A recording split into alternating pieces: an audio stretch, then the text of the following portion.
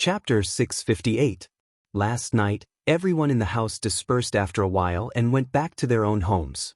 Qin Shueru couldn't sleep too late because she was pregnant, so she went back to her room after everyone left. Cheng Juanhao noticed that Hu Chenhuan didn't look right at the banquet. He was a little worried when he went back to his room, so he waited for his wife to fall asleep and came out to check on their situation. In the end, he saw a figure walking around in their room like a hard-working bee. She walked around in circles for a long time, making him dizzy. Su Yiyan was also a little surprised when she heard Cheng Juanhao's description. She automatically imagined Hu Chenhuan walking around in circles in the room after she fell asleep, but she tried her best to control her emotions because she was afraid of waking her up. She couldn't help but burst out laughing. "It's not what you think. Last night, he was just too happy." The couple was silent for a moment and suddenly realized, No wonder. No wonder what? No wonder I saw that guy go out for a run early in the morning. I found it strange. It's 5 or 6 in the morning, and it's not even bright yet. Why would he run? So it's because you didn't welcome him last night? Ahem, I guess he was too energetic and held it in. When Cheng Juanhao said this, Su Yiyan's face turned as red as a ripe apple. Qin Shueru pinched him hard and reminded him, "The child is here." "What are you talking about?" Cheng Juanhao cried out in pain and also remembered. He hurriedly touched his wife's big belly and said, Yes. Dad was just joking. Baby, quickly forget. Su Yiyan listened to Cheng Juanhao's nagging and subconsciously touched the unformed life in her belly. She felt a little hopeless. This guy's first prenatal education class after being discovered was his granduncle's blatant nonsense. He better not be a womanizer when he's born. As they were talking, the person in question rushed in from outside. There were still some beads of sweat on his forehead, but his eyes were shockingly bright. "You're up? When did you get up? Are you hungry? Why don't you go in and lie down? I'll bring you breakfast. I asked Auntie Fong to make your favorite seafood porridge and red bean buns." Hu Chenhuan seemed to have thought of something. She paused and asked nervously, "Can you eat these now?" Su Yiyan was stunned for a few seconds before he finally realized that something was wrong with Rao. Last night, she felt that this guy's reaction was too dull, unlike those stay-at-home dads in TV dramas who jumped up and down with joy when they found out that their wives were pregnant. From the looks of it now, this person was simply slow by half a beat. Or perhaps he was stunned when he suddenly found out that she was pregnant and only came to his senses later. Su Yiyan was both angry and amused. "It's not like I'm seriously ill. Why can't I eat it?" Hu Chenhuan breathed a sigh of relief. "That's good. I'll bring it over for you." "No need, I'll eat there myself." "Then I'll help you?" Su Yiyan rolled her eyes at him. "I'm not disabled." It had only been a little more than a month, and he was already so nervous. Wouldn't he hold her in his arms for the next 7 or 8 months and not let her get off the ground? Thinking of this possibility, Su Yiyan couldn't help but shiver. She quickly threw this idea out of her mind. Qin Shueru listened to the couple's conversation from the side and was really confused. She asked nervously, "Yan, are you sick?" Chapter 659. When Su Yiyan heard their words, she was also stunned. After she came to her senses, she chuckled and said, "I'm fine. Where's Grandpa?" The two glanced at Su Yiyan suspiciously. "In the front room." "Uncle, can you help me call Grandpa over? I have something to announce." Cheng Juanhao frowned. Although he was puzzled, he obediently went over to call Grandpa. When almost everyone arrived, Hu Chenhuan also brought a few freshly heated buns from the kitchen for Su Yiyan to fill her stomach first. Old Master Cheng was also at a loss when he was called over unexpectedly. "Yan, what happened?" "Actually, it's not a big deal. It's just..." Su Yiyan swallowed the bun in her mouth and said seriously, "I'm pregnant."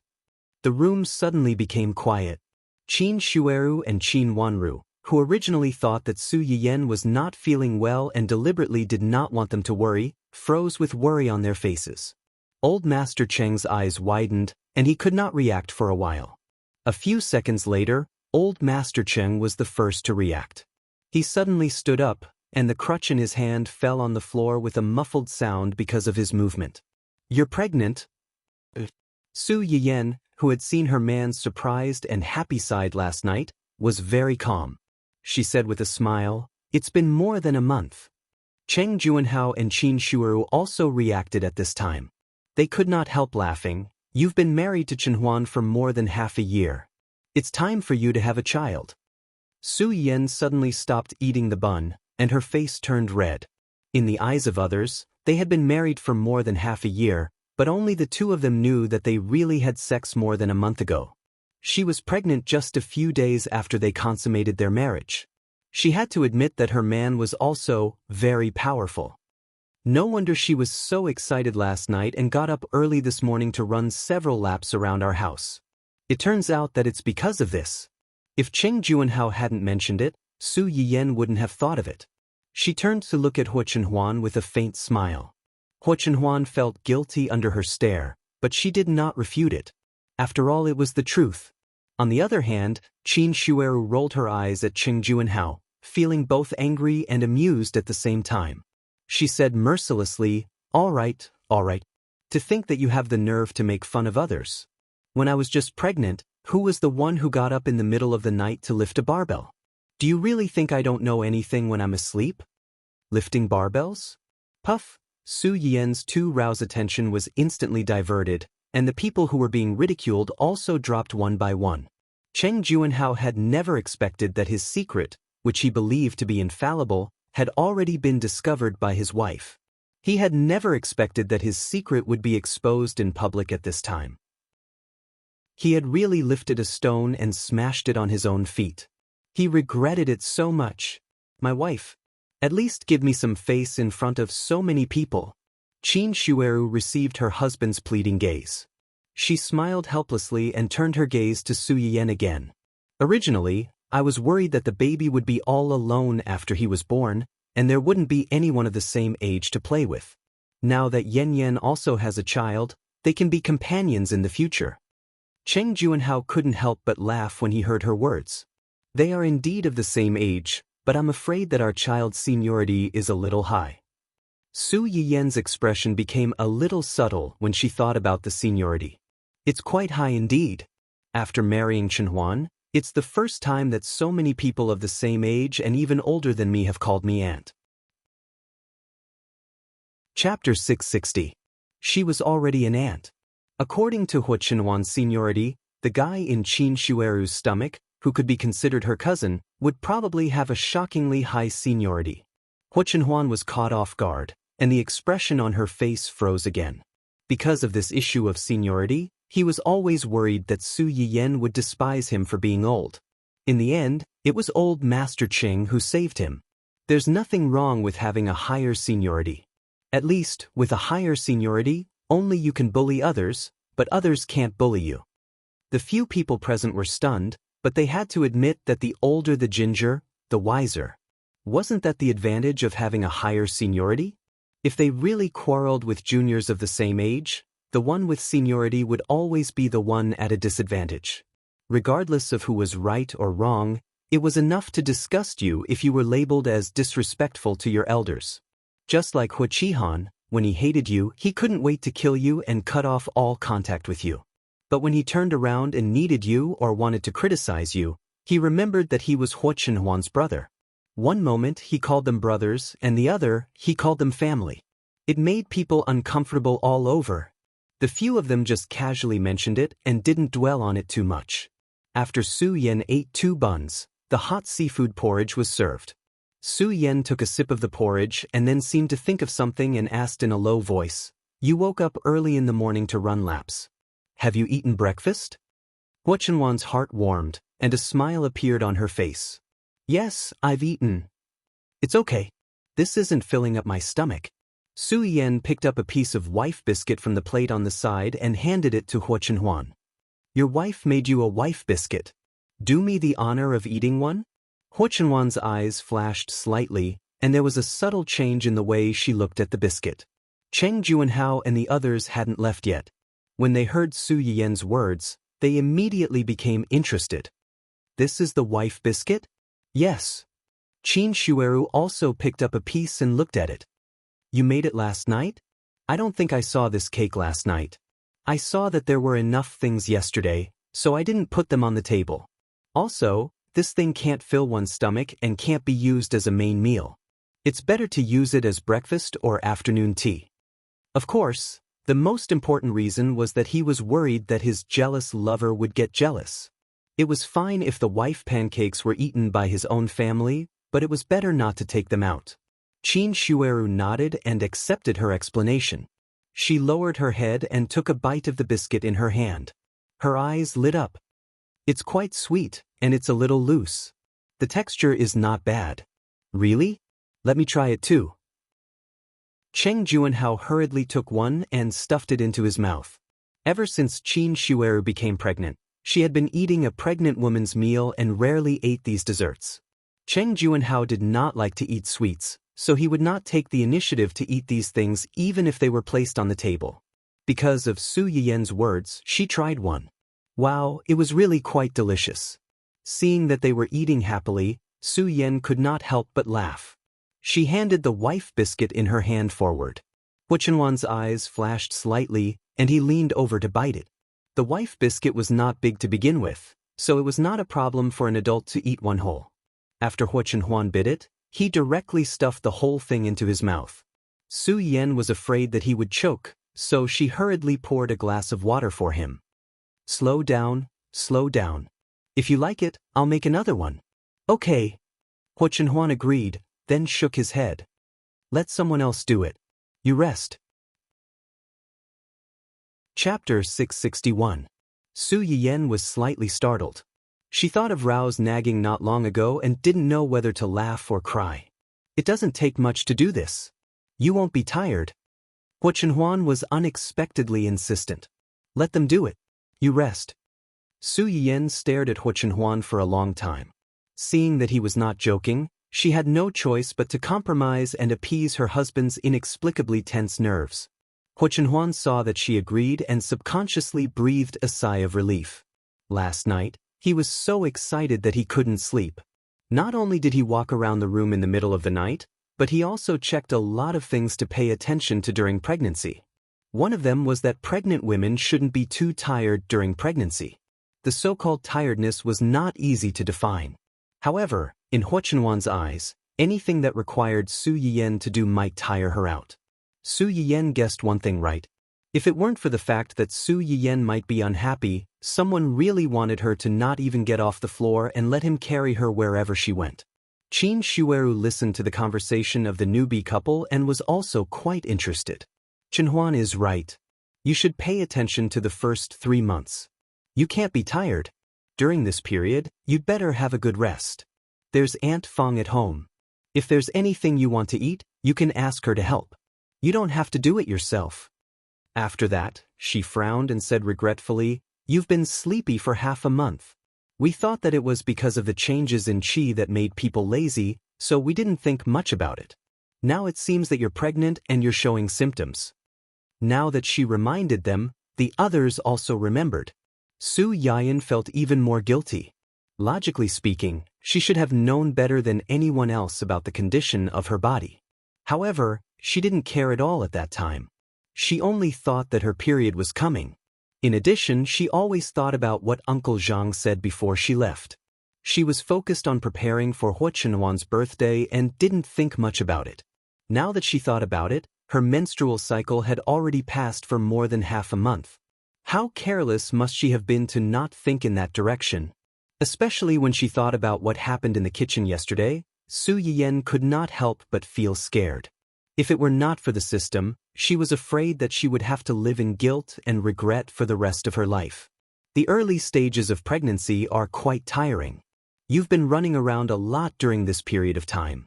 Fortunately, nothing happened. However, it was fine if he didn't know about it before, but now that he knew, he couldn't ignore it anymore. Listen to Chenhuan and rest well. Hu Chenhuan froze as soon as she heard Chin Shueru's words. Her joy at knowing that Su Yiyen was pregnant was instantly drowned by guilt. During this period of time when they were together, Su Yiyen was careless and did not realize it early on. As her husband, he did not realize it at all. In the end, it was his dereliction of duty. Su Yiyen could tell what he was thinking at a glance. She did not care about anything else. She held his hand and said softly, "Okay, I'll be obedient from now on. I promise that I won't tire myself and the child out. Don't be so angry." Smile. "If you don't know, you'll think that you're unhappy that I'm pregnant." "I'm happy." "If you're happy, then smile." Huo Chenhuan. Su Yiyen saw a trace of speechlessness in her man's eyes. She smiled slightly and picked up another wife biscuit to feed him. "Here, eat another one." Her original intention was to let Huo Chenhuan eat it and not mind. However, she did not expect that it would provoke the only lonely person present to complain bitterly. Poor old man. No one cares whether he ate breakfast or not. Chapter 662. The room fell silent again. Su Yiyen was still in the feeding position. He blinked and didn't know how to react to old Master Cheng's sudden resentment. Huo Chenhuan reacted in time. She picked up a piece of cake from the plate and handed it to old Master Cheng. She even flattered him with a strong desire to live. "Grandpa, you're smiling. No one in our family can starve but not you." Yes. "I didn't ask you because I thought that you don't like to eat this kind of greasy cake. If I knew that you liked it, I would have gotten it for you first." How could he have gotten it? Old Master Cheng's expression became better when he heard that. He gave Huo Chenhuan a look that said, "At least you know what's good for you." He snorted arrogantly and took the cake in his hand. The two of them heaved a sigh of relief. They knew that they had passed the stage. Cheng Juanhao almost couldn't hold back his laughter when he saw this scene. "Who asked you to show off your love in front of old Master Cheng? You've hit the muzzle of a gun." Qin Shueru glanced at him warningly and changed the topic. She asked with a smile, "Have you told Xiuqin and the others about your pregnancy?" "Not yet. I just found out yesterday. I'll tell them later." "That's good. Your parents will be very happy when they know about this." Qin Shueru nodded and said, "I have to go to the hospital in 2 days. You can go with me. It'll be safer for you to get a checkup." Qin Shueru's due date was approaching, and it was only a few days away. She was considered an advanced pregnant woman at this age. Her family was more nervous. They had booked the delivery room in advance and were prepared to go to the hospital early to wait for delivery, just in case.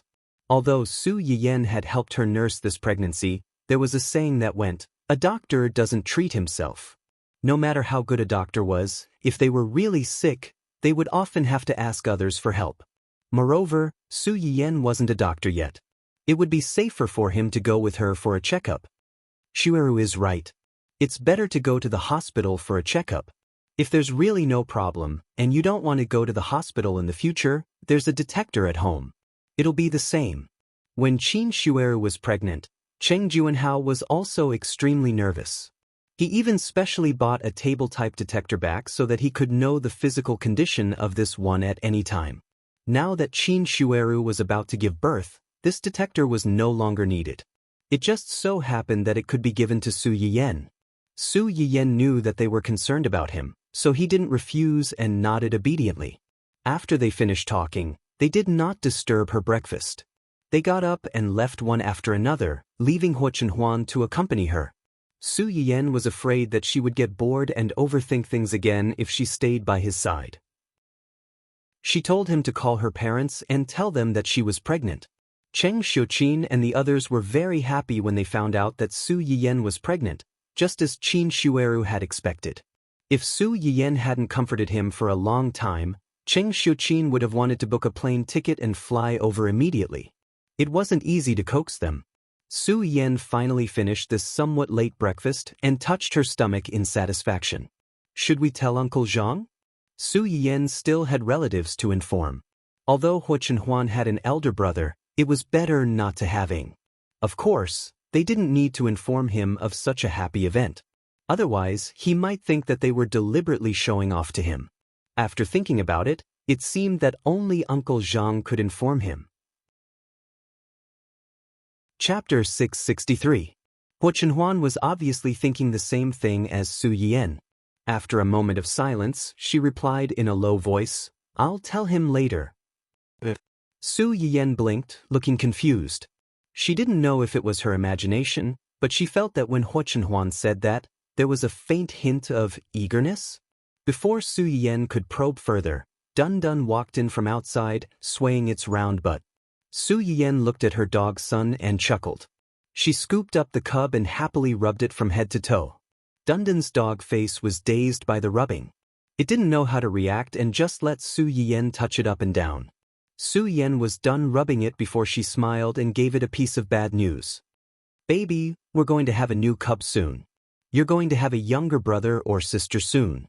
Are you happy? Dun Dun? What the hell? It had just gone out for a walk, and there was already a demon competing with it for attention? Dun Dun, who had a strong sense of crisis, was about to struggle when its dog father grabbed it by the scruff of its neck and lifted it out of Master Rao's arms. According to the data, cats and dogs have bacteria on them. Dun Dun? Su Yiyen was also stunned. It's not good for the development of the fetus. Really? Yes. Huo Chenhuan nodded with a serious face and pointed out the main point. You should hold it less during this period. Poor Dun Dun, who had been favored for more than a year, was suddenly banished to the cold palace.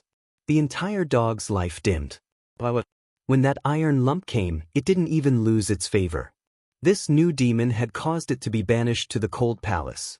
What kind of logic was this? Dun Dun, who had lost its favor so suddenly, seemed to have lost the joy of life. It missed its other half who was far away in a foreign land. There was no way he could continue living like this. Su Yiyen didn't know that her drama queen dog had already cursed countless times in her heart. Since Huo Chenhuan had already gone this far, she couldn't not cooperate. She could only apologize to Dun Dun in her heart. She would make it up to him after she gave birth to the baby. Su Yiyen went back to her room after breakfast. Huo Chenhuan watched her enter her room before she called Uncle Zhang. At this time, Uncle Zhang was also concerned about their movements. During the period when Su Yiyen was in the Cheng family, he had called him several times and talked about their situation in the Cheng family. Seeing that Huo Chenhuan's birthday was approaching, Uncle Zhang's heart was in his throat. The day after his birthday, he received a call from Huo Chenhuan. Uncle Zhang's first reaction was that his young master already knew that he was the one who leaked the news and urged young madam to celebrate his birthday. Whether Huo Chenhuan celebrated his birthday or not, he was afraid that he would be blamed. Uncle Zhang was already mentally prepared and didn't regret it.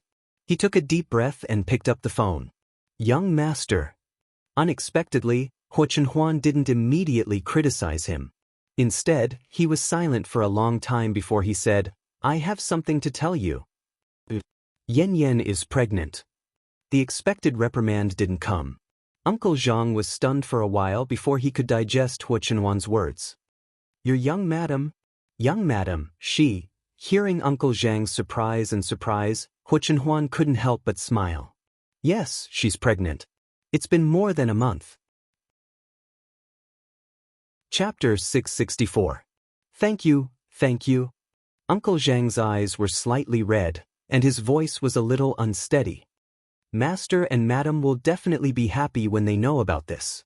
There was a long silence in response. Only then did Uncle Zhang realize that he had been overjoyed and said what was on his mind. Just as he was wondering how to remedy the situation, he heard Huo Chenhuan reply, Yes. Young master? You're right. Uncle Zhang's eyes were hot again when he heard that. He found his voice again and smiled faintly. Is young madam all right? Do you need me or a few servants from home to take care of her? No need, I can take good care of her. Uncle Zhang thought about it and did not force him. Then you and young madam must take care of yourselves. Yes.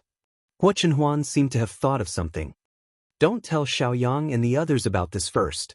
This, I'll find a chance to tell them personally. Uncle Zhang suddenly realized that his young master had the vanity of a person his age. How could he not fulfill his young master's wish to show off this happy news to others personally?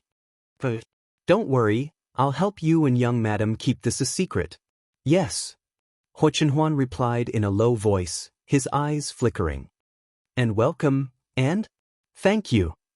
Thank you for taking care of me all these years, and thank you for your concern and help. Huo Chenhuan hung up after saying that, leaving Uncle Zhang stunned on the spot. It took him a while to react, and he cried and laughed at the same time. Huo Chenhuan returned to the room after telling Uncle Zhang about Su Yiyan's pregnancy. At that time, Su Yiyan was busy drawing prizes for the cute fans in the comment section. After Su Yiyan finished recording the video, he set a timer. Last night, when they were busy celebrating Huo Chenhuan's birthday, the video was automatically uploaded. At a glance, there were rows and rows of sour lemons in the comment section. In order to give her husband a surprise, she broadcasted the video live. I'm jealous. Not only is there a wife biscuit, there's also husband and wife lung slice. You guys can show off just by making a dish. I'm convinced. I am a male, a PhD graduate from XX University, 28 years old this year, single. I'm in a hurry to find a girlfriend. I don't ask for much, as long as my wife can personally make me a bowl of longevity noodles every year on my birthday. If you're interested, please contact me privately. Everything I said is true. I don't deceive the old or the young. If you are not sincere, please do not disturb me. Su Yiyan was happily reading the comments when Huo Chenhuan came over. What are you looking at? I took a video of the cake making process yesterday and uploaded it to the website. I even agreed to pick a few audience members to give me gifts in the comments section. I was just reading the comments. As soon as Su Yiyan finished speaking, she sensed that something was wrong. She looked up and saw her man's dark face. What happened? Drawing and giving out gifts? Yeah. The food I made for you? That's right. Including wife biscuits? When Su Yiyan heard this, he finally understood why Huo Chenhuan was angry. Not long ago, he had joked that the biscuits were made by his wife. If he gave away the biscuits made by his wife to another man, did he want to be Huo Chenhuan's wife? Huo Chenhuan, who felt like he was being cheated on, could not tolerate it. Su Yiyan understood this and could not help but laugh. After laughing, he put his arm around Huo Chenhuan's neck and comforted him. No, don't worry. The wife biscuits are not a prize. Chapter 665. Yesterday afternoon, after she finished making the wife biscuits, she thought of a certain vinegar, so she emphasized that the wife biscuits would not be part of the lucky draw. Those who were interested could try to make them themselves, or buy them from the store later. The same went for the longevity noodles. Considering that the noodles were easy to burn after a long time, they would not be part of the lucky draw prizes. Huo Chenhuan's expression became better, but he still frowned and said, "Let Aunt Fong help you. Don't do it yourself." The dishes that Su Yiyan made yesterday, including the big cake, were all finished except for the wife biscuits that were not brought out. After the lucky draw today, she would definitely make new ones and send them out. Huo Chenhuan's wife and children were the most important, so he was not willing to let Su Yiyan cook for them. Su Yiyan heard this and thought that there were only 3 audience members, so it would not take much effort to make 3 dishes. Then she thought of Huo Chenhuan's nagging and the danger yesterday, so she silently swallowed the words that were on the tip of her tongue and compromised. Okay, I'll let Aunt Fong do it. I won't do it. I'll watch from the side and guide her. Is that okay? Huo Chenhuan's expression became better, although he hoped that Su Yiyan would not even enter the kitchen. But he also knew that this was Su Yiyan's bottom line, so he hesitated for a moment and nodded. Don't tire yourself out. You can put work aside. I'll take care of you. Not only do you have to take care of me, but you also have to take care of our baby. Su Yiyan looked at Huo Chenhuan and chuckled. You're the pillar of our family. Take advantage of this time to work hard to earn money for our baby's milk powder. It's expensive to raise a baby. Okay. Huo Chenhuan looked at his wife's calculating and money-grubbing manner and could not help but be infected. He began to imagine the scene after the baby was born. When we go back, I'll ask Uncle Zhang to clean up a baby's room. Prepare the crib, stroller, milk powder, and diapers in advance. Also, tidy up the game room. There's no need to be so early. It's only been a little over a month. When we go back, it'll only be 3 months at most. There's still half a year left. Besides, you don't even know if the child is a boy or a girl. What if the child is the opposite of what you've guessed? What's there to worry about? What did you do when you brought the clothes for your aunt? Clothes are clothes and rooms are rooms. You can change your clothes if you don't like them, but it's not easy to change the room after it's set up. Hua Chenhuan narrowed her eyes and said meaningfully, even if we don't consider this, there are still other solutions. Anything else? Make another one. Su Yiyan was stunned. Her eyes widened as she looked at Hua Chenhuan in astonishment. What? If we give birth to a boy this time, then we'll work hard and have a girl. If she gave birth to a girl this time, she would give birth to another girl. We'll prepare 2 rooms at a time. It won't be a waste. Su Yiyan was stunned by Hua Chenhuan's exorbitant demand. Who was the one who wanted to spend more time with her and did not want to have a child too early and share her energy and love? Now, one of them had just been pregnant, and he was already thinking about the second one. Men were really good at lying. Besides, how do you know if this baby is a boy or a girl, and the next one will be of different genders? Su Yin rolled her eyes at Hua Chenhuan and said with disdain, "You wish."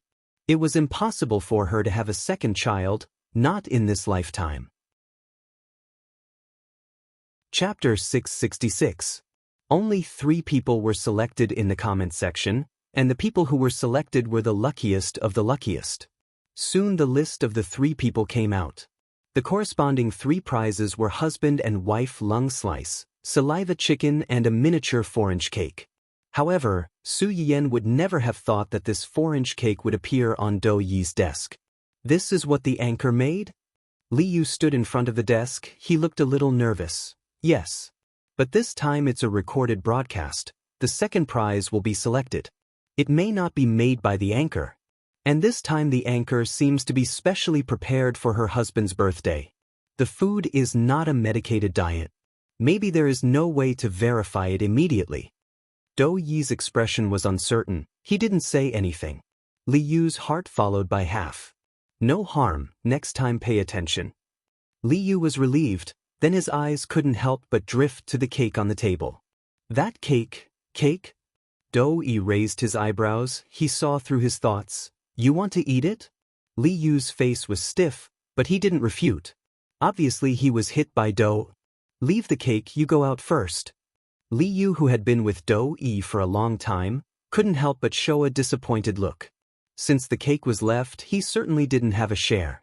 Obviously it was expected, but when the last hope was broken, he was still disappointed. One had to know that he had carried this thing all the way back, and the subtle fragrance that wafted out from time to time really tested his professional cultivation as a secretary. It almost caused him to lose control, forget his duty, and lay his hands on it on the way back. Do Yi looked at Li Yu's reluctance to leave. She turned her head 3 times to look back. His eyes were filled with interest. When Li Yu left the office, Do Yi reached out and moved the cake to the front. The fluffy bread was covered with a layer of white cream. Because of the hot air, the cream edge was a little melted. On top of the cream, there were 3 big strawberries, bright and fresh. It looked particularly juicy. Do Yi opened the box outside the cake. His eyes fell on the video on the desktop screen. It was playing Su Yiyan's video recording, and it had already reached the end of the video, where she made the longevity noodles. This part was edited by Su Yiyan. Only the process of making the noodles and the explanation of the longevity noodles were shown. She had cut out the part where she almost fell down. Since she wasn't the one who made the noodles, the video didn't capture the final product. It was only after the lucky draw that Su Yiyan asked Aunt Fong for the video she recorded after cooking the noodles yesterday and posted it in the comments section. Longevity noodles, ah. Do Yi looked at the bowl of noodles in the comments section, deep in thought. For someone like him who was sentenced to death the moment he was born, wasn't longevity an unattainable dream? Thinking of this, Do Yi forked a piece of cake and put it into his mouth. Sweet, soft, delicate, exquisite, and warm. It was completely different from the food that a certain someone had made with ulterior motives. For a moment, Do Yi suddenly felt a little envious of that man. That man was deeply loved by his wife. She tried her best to make a table full of novel food, just to give him an unforgettable birthday. Chapter 667. Hua Chenhuan wanted to find an appropriate time to reveal Su Yiyan's pregnancy to Gu Xiaoyang and the others. But in fact his eagerness to show off didn't allow him to wait too long. The next morning, During the weekly high-level video meeting, many people noticed that their boss had been absent-minded during the meeting. Originally, they wanted to briefly report the work at hand so that their boss could spend more time with their lady boss. But now, they suddenly became nervous. They were afraid that they would accidentally poke their boss's sore spot and unfortunately become cannon fodder. Just when everyone was trembling with fear that they would be caught doing something wrong, a familiar figure suddenly flashed by outside the camera. Then, their boss had a plate of exquisite snacks and a glass of freshly squeezed juice in his hand. It was Madam. The employees on the other side of the screen thought at the same time. This was not the first time that Su Yiyan saw Hua Chenhuan holding a meeting with his company's employees. Hua Chenhuan's company was run by Gu Xiaoyang and a few other backbones, so nothing would go wrong. But no matter how dignified a boss was, it was unrealistic for him to be absent from work for a month or two and ignore everything in the company.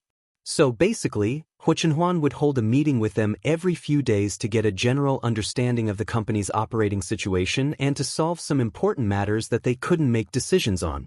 But usually, at this time, Su Yiyan would also come over to deliver some things, but she rarely appeared on camera. Hua Chenhuan also didn't like the company's employees peeping at his wife. But today, when Su Yiyan put down the snacks and was about to leave, Hua Chenhuan grabbed her hand. "Did you make this?" Su Yiyan was slightly startled. She quickly shook her head and explained, No, Aunt Fong made it.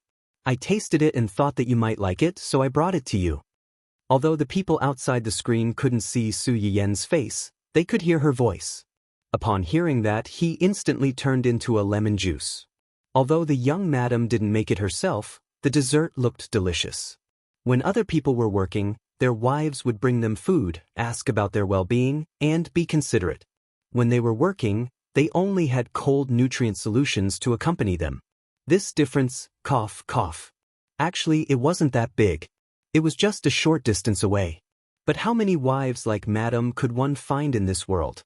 Sob, working so hard and being abused to the point that the single dogs shut themselves up. Hua Chenhuan's tense expression eased a little. She reached out to touch Su Yiyan's belly and asked gently, "Did the child disturb you today?" "The company executives? Children? Madam's relative has already given birth to a child?" Su Yiyan was also stunned by her question. She immediately grabbed a certain someone's hand and rebuked, "What are you doing? It's only the size of a pearl now. Are you saying that you're making a fuss because you're afraid it'll hurt me?" Hua Chenhuan.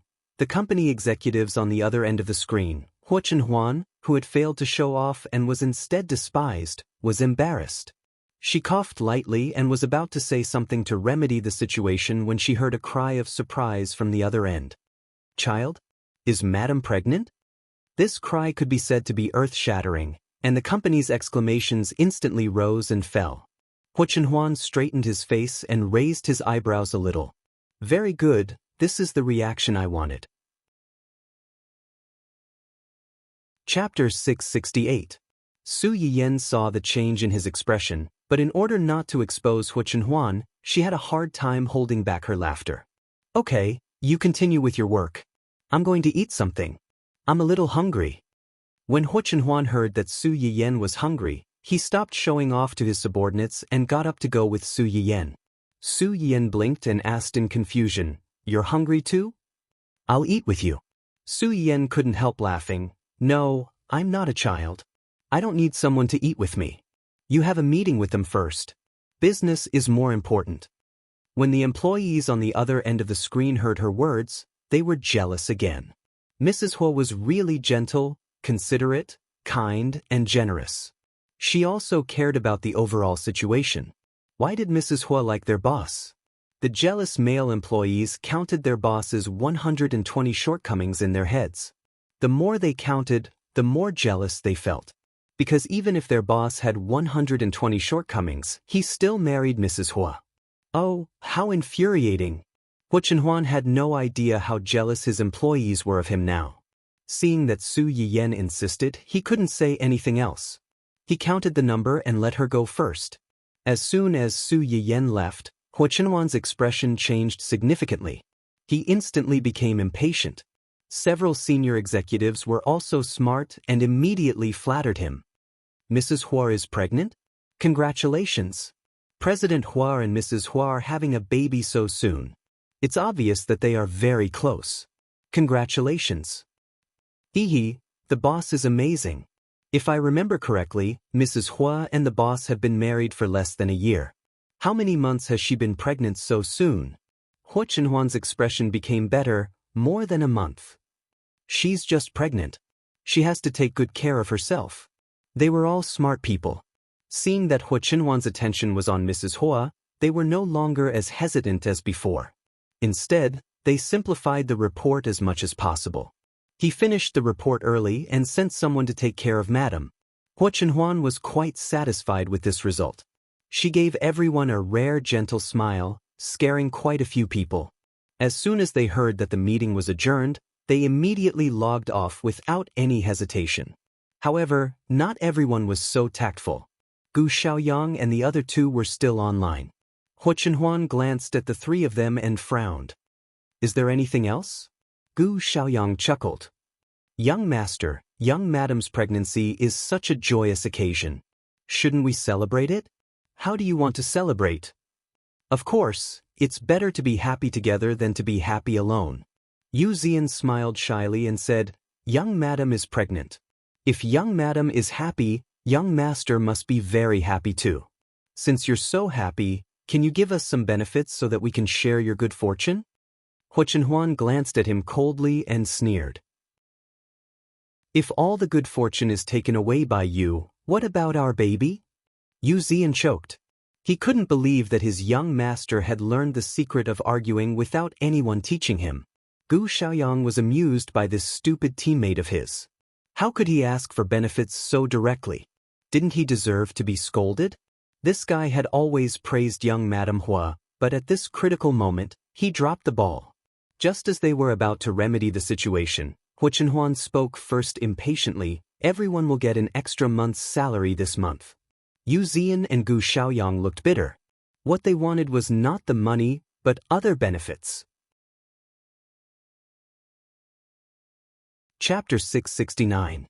However, when they saw the disdain and indifference in their boss's eyes, they silently swallowed the words that were on the tip of their tongue.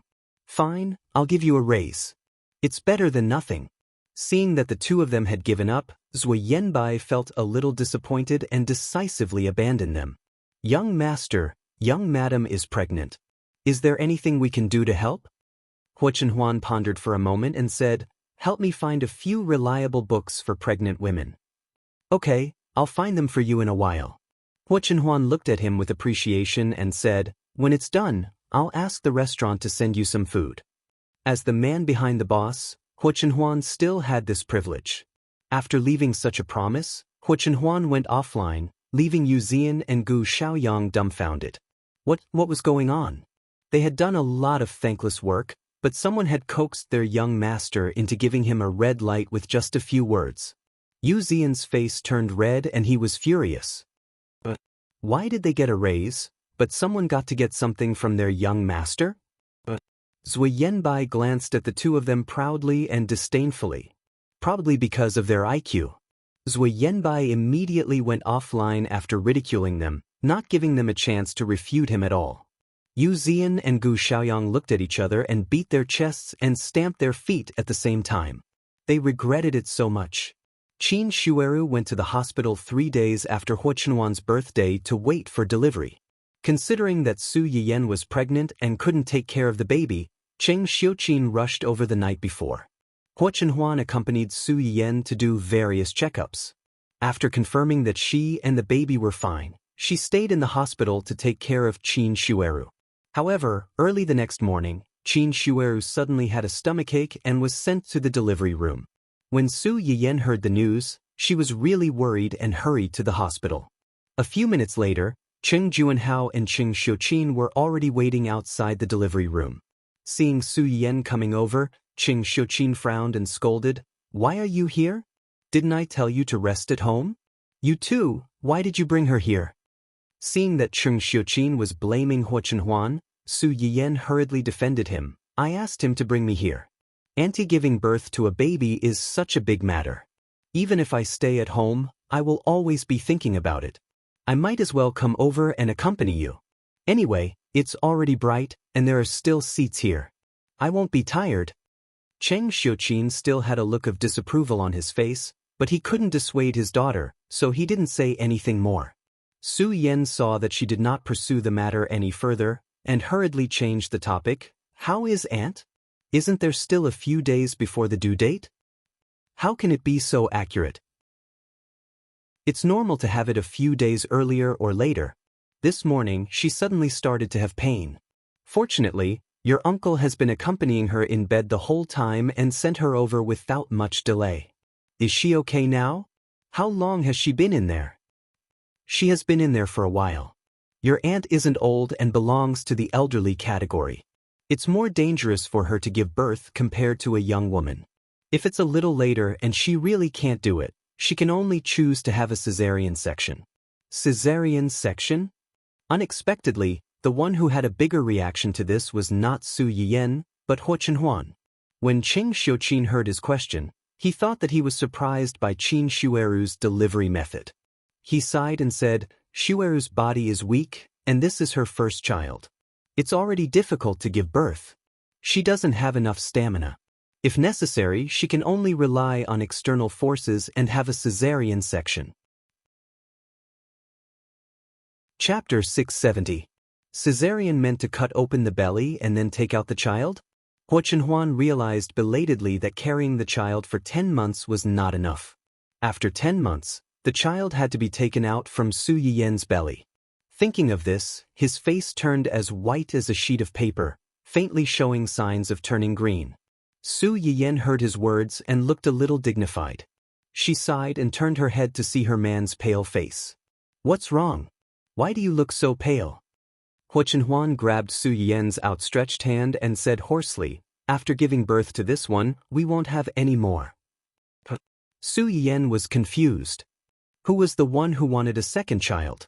How long has it been and you changed your mind? Huo Chenhuan pursed his lips and said nothing. Su Yiyan calmed down and thought for a while. Soon, he understood his concern and asked in a low voice, Are you scared? We'll give birth to this one, and we won't have any more. In fact, if this child threatened Su Yiyan's safety, Huo Chenhuan did not want to keep it.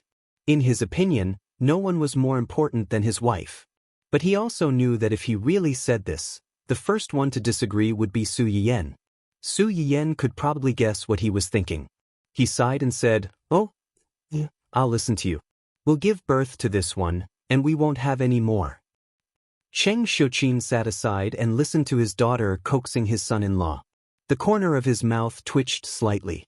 He inexplicably felt that his precious daughter was carrying a baby in her belly and holding another baby beside her. However, it was also a good thing that his son-in-law knew how to love his daughter. Now that he saw how other people gave birth, he would know how hard it was for a woman to get pregnant and give birth. In the future, he would love his daughter more. Su Yiyan and the others were relatively calm. Although they were worried, they still sat on the chairs and waited patiently. Cheng Juanhao, on the other hand, was pacing back and forth anxiously like an ant on a hot pan. In just a short while, he had paced back and forth a few times. Su Yiyan was dazzled by his anxiousness. Uncle, you should sit down and rest for a while. If you keep walking around like this, you'll get tired. When Auntie and the baby come out, how will you have the strength to take care of them? Even though that was the case, when it came down to it, how many people could really stand aside and watch while the people they cared about were suffering inside? After pausing for a while, Cheng Juanhao couldn't help but walk back and forth. In the end, Cheng Xiuqin had to personally press him down on the seat before he stopped. Su Yiyan and the others waited outside for about 2 hours before there was finally some movement inside. The door of the delivery room opened, and the first thing that was carried out was a young baby. Cheng Juanhao immediately went to greet them. Are you a family member of the pregnant woman? It's a boy. Both mother and child are safe. Congratulations. Cheng Juanhao's anxious heart finally settled down, and he hurriedly thanked them. The newborn baby's red skin was so fragile that it seemed like it would break with a touch. Cheng Juanhao stretched out half of his hand but didn't dare to touch him. In the end, it was Cheng Xiuqin who came over and hugged the baby. He said with a smile, This child's face shape is like yours, and his eyebrows and eyes are like Shueru's. When he grows up, he'll definitely be a handsome man. Su Yiyen and Cheng Xiuqin subconsciously leaned forward to take a look. They really couldn't tell how this monkey-like baby resembled her uncle and aunt. Could it be that these adults all had facial recognition systems? Chapter 671. The newborn baby had to be brought to the nursery for observation. The nurse did not stay outside for too long and left with the baby. Cheng Xiuqin followed the nurse to escort the child over. Cheng Juanhao, Su Yiyen, and the rest continued to wait outside the delivery room for Qin Shueru to come out. Not long after, Qin Shueru was pushed out. The anesthesia was not over yet and Qin Shueru had not woken up yet. Su Yiyen and Cheng Juanhao went over to take a look. After confirming that she was fine, they replied to Old Master Cheng with the good news. Old Master Cheng was old after all. Su Yiyen and the rest were worried about him coming to the hospital to accompany him, so they asked him to wait for news at home. The moment he received Su Yiyen's news and learned that the mother and child were safe, Old Master Cheng's eyes turned red. For an old man like him, who wouldn't want to have more children to play with and play with his grandchildren? At first, he was worried that his daughter-in-law would be stressed and embarrassed. Later, he gradually became indifferent. He was also afraid that the two children would take things too hard and affect their relationship, so he didn't dare to do it. He thought that he would never be able to see his biological grandson in this lifetime. Who would have thought that there would be a turn of events and that his long-cherished wish would be fulfilled? Old Master Cheng wanted to go to the hospital the moment he received the news. Su Yiyen managed to coax him. They agreed that once Qin Shueru woke up, she would inform him immediately and ask him to come over to see the baby. Giving birth was physically taxing. Qin Shueru only woke up in the afternoon. After the anesthesia, she did not feel very well. "Where's the child?" Cheng Juanhao had been by her side the whole time. When he heard her question, he immediately held her hand and said, "Sister is watching. If you want to see him, I'll get her to bring him over later." Qin Shueru heaved a sigh of relief and asked curiously, "Is it a boy or a girl?" "It's a boy." "A boy." Qin Shueru was a little surprised and a little disappointed. When sister was pregnant with Yen Yen, the child was very energetic. "I thought it was a girl." Cheng Xiuqin guessed that Qin Shueru was about to wake up. She walked over with the child in her arms and overheard their conversation. She couldn't help but laugh and say, "How can that be accurate? In the end, it still depends on fate. Could it be that you don't like boys? Then our baby will be sad. Look at how much he resembles you and Junhao." Qin Shueru was just saying it casually. How could she not like her own baby? Hearing Cheng Xiuqin's words, Qin Shueru curiously turned her head and looked over. She moved her body and wanted to lean over. Cheng Xiuqin was afraid that she would pull on her wound, so he hurriedly said, "Don't move. I'll carry it over for you. There's no rush." When Qin Shueru heard this, she did not move anymore and watched helplessly as she placed the child beside her pillow. This guy had just been born not long ago, and his eyes were still closed. It was unknown whether he was sleeping or temporarily unable to open his eyes. Qin Shueru looked at this thing and felt her heart soften. When Su Yiyen and Su Yiyen heard the commotion outside, they immediately called Old Master Cheng. Old Master Cheng had probably been thinking about this matter the whole time, so he hurried over. As soon as she entered the room, she asked Qin Shueru with concern, "How are you feeling? Are you all right?" After getting an affirmative answer, she shifted her attention to the child. Looking at the baby in the cradle by the bed, she hurriedly praised, "His eyebrows and eyes look like Shueru's, but his mouth and nose look more like Junhao's. He picked the two of you to grow up in. What a smart guy." Su Yen looked surprised and amused. "My mother is like this and so are you. It looks like it can't be wrong." Chapter 672. When Cheng Xiuqin heard Su Yen's words, he misunderstood that she thought that the child did not look like Qin Shueru and did not look like the two children. "What's wrong? One look and I can tell that this child is your uncle and aunt's biological child. I followed the child all the way from the delivery room to the nursery. I also watched him all the way. How could you have mistaken him for someone else? Su Yiyan was embarrassed and said helplessly, Mom, that's not what I meant. I'm just curious. This child is so young and his features are not even fully developed. How can you and Grandpa see any resemblance between him and uncle and aunt? The moment Su Yiyan finished speaking, Cheng Xiuqin rolled his eyes at her. What does a child like you know? You don't have any eyesight at all. What can you see? Su Yiyan. Mom, I'm not a child anymore. I already have my own baby. The corner of Su Yiyan's mouth twitched. She turned her head and threw herself into her man's arms. She sighed and said, Sure enough, now that I have a cousin, I'm no longer the prettiest baby in this family. My mom has never despised me in the past. Huo Chenhuan played along with her performance and reached out to touch her head. She smiled and said, I won't despise you. Never will. What who? Before Cheng Xiuqin could say anything, old Master Cheng had already scolded her jokingly. No matter how many children there are in the family, in our eyes, you will always be the most precious one. Qin Shueru also echoed, Isn't that so? When I heard that it was a boy, I felt that it was a pity. I was afraid that this boy would be too mischievous and Jun Hao and I wouldn't be able to take it. Girls are more obedient. When Cheng Xiuqin heard this, she could not help but laugh.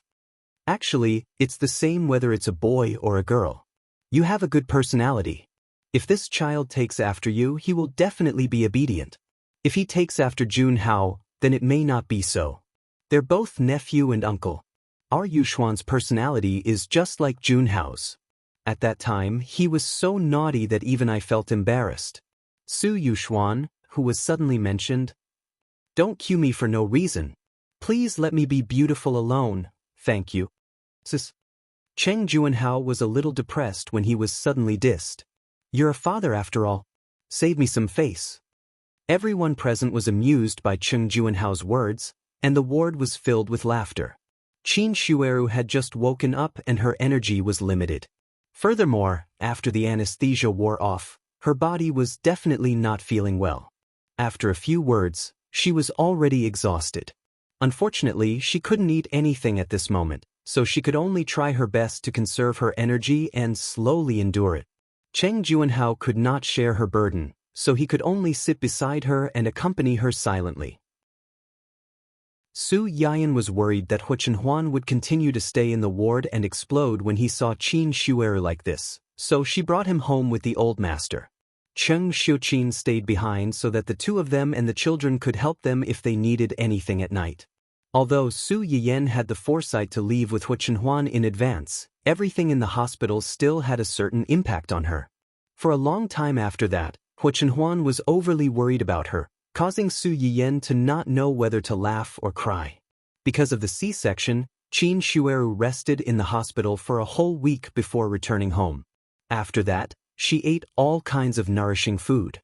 After a month of confinement, not only did Qin Shueru eat until her face was rosy, even Cheng Juanhao had gained a few pounds from eating. Su Yiyan also wanted to eat, but unfortunately, she started to have morning sickness from the second month. After a month, not only did she not gain weight, she even lost a few pounds. Huo Chenhuan was so anxious that her mouth was bubbling. Chapter 673. Fortunately, this situation didn't last for too long. After suffering for about a month, she slowly recovered. The news that the current head of the Cheng family finally had a child of his own quickly spread through the upper echelons of society. Many people were surprised, but they were also curious about this matter. They began to secretly inquire about the Cheng family. Some of the Cheng family's business partners and friends even called Old Master Cheng. Old Master Cheng dealt with a few groups of people. Although he was proud of himself, he was also a little annoyed. He decided to take advantage of the child's 1-month-old celebration to hold a large-scale banquet and invite all his relatives, friends, and business partners to officially announce the existence of this child. The Cheng family's success attracted a lot of attention. For this banquet, the Cheng family specially booked a huge venue and decorated it with an ocean-themed fantasy kingdom with an azure background. It matched the family's name, Qinghaijiu. At 6:00 on the night of the celebration, The invited guests arrived one after another. Su Yiyan wasn't the main star of this banquet. She was pregnant, so she didn't welcome the guests with Qin Shueru and Hua Jinyao. Instead, she pulled Hua Chenhuan to a corner and looked at old Master Cheng, who was in high spirits because of the compliments from his old friends. Cheng Juanhao and his wife were all smiles as they greeted the guests. This guy had been raised for a month. Although he was still a puppy, he didn't blush like a monkey like before. His white and chubby face coupled with his big black grape-like eyes was very cute. Especially when those eyes looked at you, Rao Exen couldn't help but soften a little. She couldn't help but want to give him all the good things. This guy wasn't afraid of people. He didn't cry even after being hugged by Qin Shueru. Occasionally, he would smile happily and show his bare teeth to the guests. Are you hungry? Hua Chenhuan pushed a plate of snacks in front of Su Yiyan, ready to feed her at any time. Most of the food at the banquet was prepared by Auntie Fong and the servants at home. Because of this, Hua Chenhuan was relieved to let Su Yiyan eat. Su Yiyan rolled her eyes at him. I just had a bowl of porridge. How could I be hungry so soon? Su Yiyan couldn't help but rub her chin. Perhaps it was because she had lost a few kilograms of morning sickness, but recently, her morning sickness had not been so severe. Hua Chenhuan and her family had been feeding her as much as they could. They wished they could raise her like a pig and feed her 7 to 8 meals a day. Now that you're eating 2 people's tonics, you should definitely eat more. Auntie used to eat like that too, from 5 to 6 meals a day. She's eating less and more, eating less for every meal. Unlike me, I eat so much for every meal. Look at my stomach. It hasn't been long, but I've already put on so much weight. Put on so much weight? Hua Chenhuan's eyes flickered. He reached out to touch it. Let me see. Su Yiyan blushed. She quickly grabbed his hand and gave him a cold look. There are so many people here. Their attention isn't on us. Hua Chenhuan used the table as a cover to touch Su Yiyan's stomach. I think it's Big Zero. Our baby has grown up. Su Yiyan was angry and amused at his words. How big could a 2-month-old baby be? Her stomach was obviously fed by them. Chapter 674. Because of her pregnancy, Su Yiyan's temper has been quite fiery recently. She wants to beat someone up at any moment. In order to not act out domestic violence in public, Su Yiyan can only take a deep breath and say, I'm a little thirsty. Hua Chenhuan instantly understood. I'll go get you some juice. You sit here and don't run around. But after Hua Chenhuan left, Su Yiyan had nothing to do. Just as she was hesitating whether or not to go find Qin Shueru and the others, a familiar figure appeared in front of her. Yan. Su Yiyan looked at the man who had appeared in front of her. Her eyes narrowed and her face turned ugly. Fenglang? When the man heard how she called him, he was stunned for a moment. He smiled bitterly. Didn't you call me brother Fenglang before? Why are you suddenly so distant? Or are you not going to recognize me as your brother after getting married? Su Yiyan's face darkened and a trace of disgust flashed through the depths of her eyes. Cheng Fenglang in front of her was a distant relative of the Qing family. In her previous life, she had a good impression of this brother who was about the same age as her. Therefore, she did not see the ugly face under this handsome and refined face. Even when the Qing family declined, Su Yiyan did not suspect him. Until after her death, he followed by Hua Chenhuan's side. That was when she saw this distant cousin of hers again after so many years. The handsome and refined face of the past had long faded away, leaving only distortion and madness. It was also at that time that Su Yiyan knew that this man had such thoughts about her. I'm not wrong, I just want her. I love her so much, I like her so much. We are not related by blood. Why can't I marry her? In response, Hua Chenhuan threw a pile of information in front of him. At that time, Su Yiyan, who was already in a spirit state, floated to the pile of information and glanced at it. She only felt a chill all over her body. Ming Ming had long lost his body, but he still could not stop his limbs from turning cold. Cheng Fenglang didn't really interfere with the decline of the Qing family. The one who really repaid kindness with enmity was Cheng Fenglang's biological mother. But if Cheng Fenglang didn't know anything about it, Su Yiyan would never believe it. Apart from this, Cheng Fenglang was also involved in the suppression of the Su family by all the major corporations. It was all for the sake of getting her.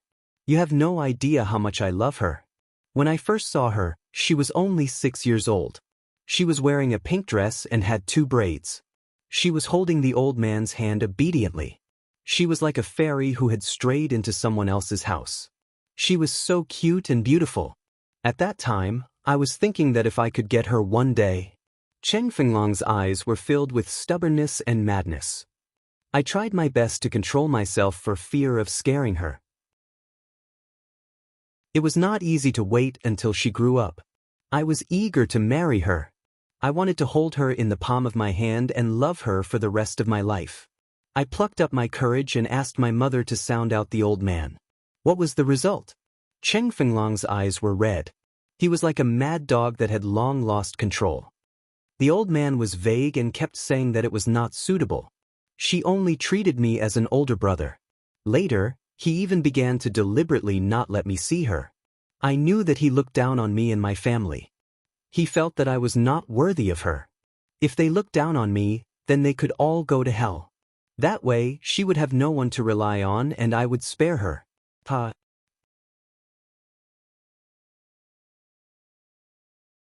Chapter 675. That was the first time in Su Yiyen's life that she felt cold to the bone. Just because her grandfather didn't want her to marry him and stopped him from meeting her, he couldn't wait to kill everyone. He had never considered that those were human lives, and that these human lives were related to him. They were also her family. He was obviously an executioner, but he tried to appear in front of her as a savior when she had no one to rely on. He wanted her to be grateful to him and rely on him. Was it really love that he hurt her and her relatives in the name of love? Maybe her grandfather didn't misjudge him from the beginning. He was a madman. You really don't deserve her. Huo Chenhuan sat in the wheelchair and coldly stared at the man who kept saying that he loved Su Yiyen. You don't deserve her, and your family doesn't deserve her. What you should think about is how to change yourself, try to get her relatives' approval, and try to make yourself worthy of her. Instead of breaking her wings and pulling her down from her lofty position into your disgusting, stinking gutter. Huo Chenhuan looked into Cheng Fenglong's eyes and concluded in a cold tone, you don't deserve to love her. Su Yiyen had been with Huo Chenhuan for a long time, but it was the first time that she heard him say so many words at once. Her heart couldn't help trembling. Cheng Fenglang was completely crazy because of Huo Chenhuan's words. He was standing and Huo Chenhuan was sitting, but at that moment Huo Chenhuan was like a peak that he could never surpass, and he was just an ant that could be easily trampled to death at his feet at any time. Cheng Fenglang bared his fangs and brandished his claws and wanted to rush over, but he was restrained by several bodyguards in black and couldn't move. In anger, he could only keep cursing. He cursed Huo Chenhuan for having dirty thoughts about Su Yiyen. He cursed him for being a disabled toad who wanted to eat goose meat. What was the difference between him and him? He didn't deserve to criticize him at all. That was also the first time that Su Yiyen really felt sorry for Huo Chenhuan's legs. Just as Huo Chenhuan had said, he had tried his best to make himself outstanding and worthy of her.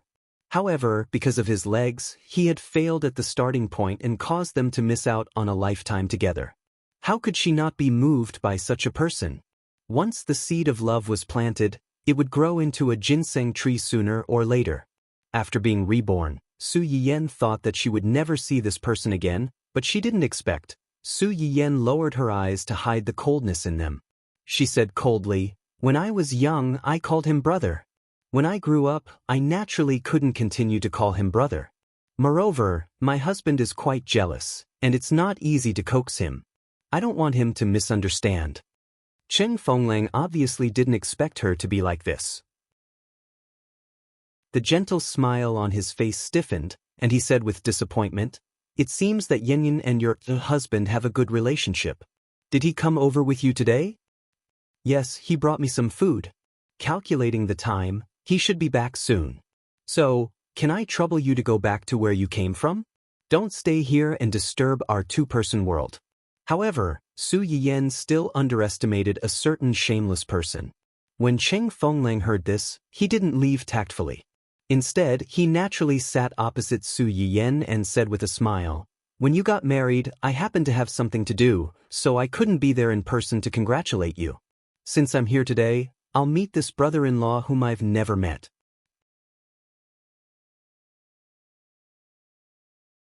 Chapter 676. Su Yiyen's face darkened. She really wanted to tell him to get lost, but there were so many people at the banquet. It was not good to openly clash with Cheng Fenglang at this time and ruin the banquet that her uncle and aunt had carefully prepared for so long. She could only secretly call for the guy who went to get the juice to come back early to help her out. However, to Su Yiyen's surprise, Huo Chenhuan left for almost half an hour before returning. When Huo Chenhuan came back with a glass of freshly squeezed juice, her face was ugly. After seeing a strange man sitting next to Su Yiyen, her face became even uglier. "Yan, your juice is ready." Su Yiyen had already been impatient to deal with someone. When she heard Huo Chenhuan's voice, her eyes lit up as if she had seen her savior. She unconsciously complained like a spoiled child, "Why did you come back so late?" "There were no ingredients in the kitchen, so I sent someone out to buy ingredients," Huo Chenhuan explained in a good-tempered manner, and then looked at Cheng Fenglang. "This is?" Cheng Fenglang looked at Su Yiyen's undisguised dependence on the person in front of him, and his eyes suddenly deepened. He smiled faintly and said, "I am Yanyan's cousin. You must be Yanyan's new husband." "Hello, I am Cheng Fenglang." Cheng Fenglang took the initiative to reach out his hand to Huo Chenhuan. Huo Chenhuan glanced at the hand in front of her. Her eyes flashed, and she reached out to shake his hand. The two shook hands for less than 2 seconds, but Su Yiyen on the side smelled the smoke of gunpowder. Su Yiyen frowned and took the initiative to get up and hold Huo Chenhuan's arm. She smiled and said, "Why did you only take 1 glass? Don't you want to drink?" Huo Chenhuan took advantage of the opportunity to help Su Yiyen to sit down, and the expression on her face softened a little. "There are not many ingredients, only enough for 1 glass."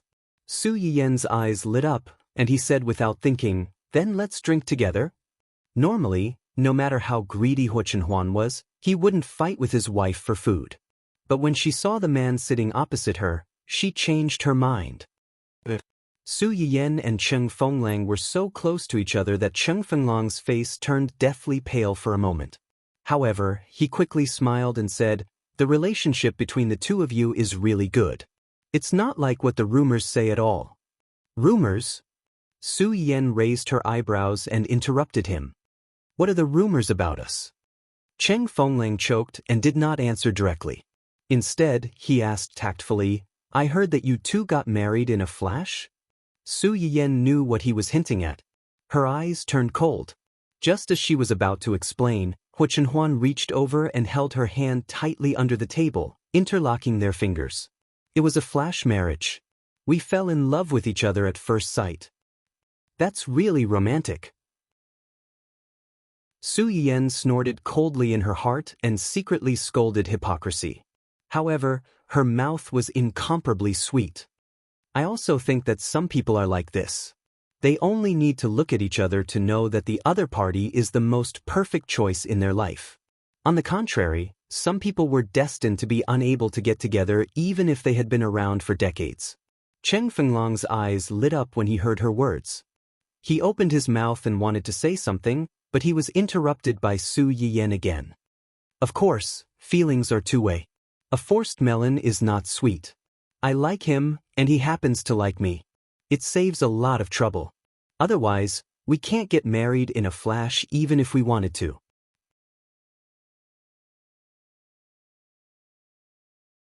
Chapter 677.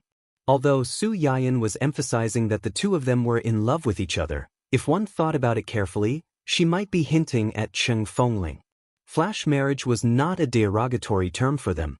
On the contrary, the reason why they had a flash marriage was precisely because they had feelings for each other. Otherwise, if one of them was willing and the other was not, no matter how much they entangled, they would not be able to get married, just like him and her. Cheng Fenglang was not a fool.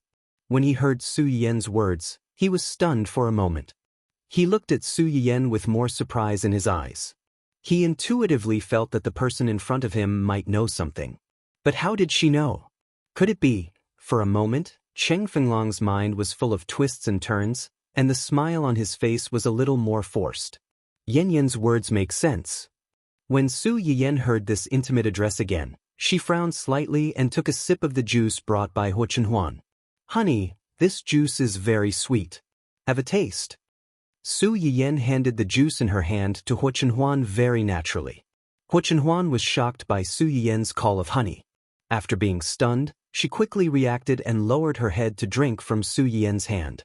"It's very sweet. I like the taste." Huo Chenhuan instantly understood.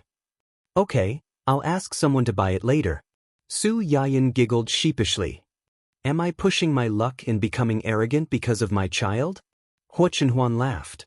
"No, it's just some fruits.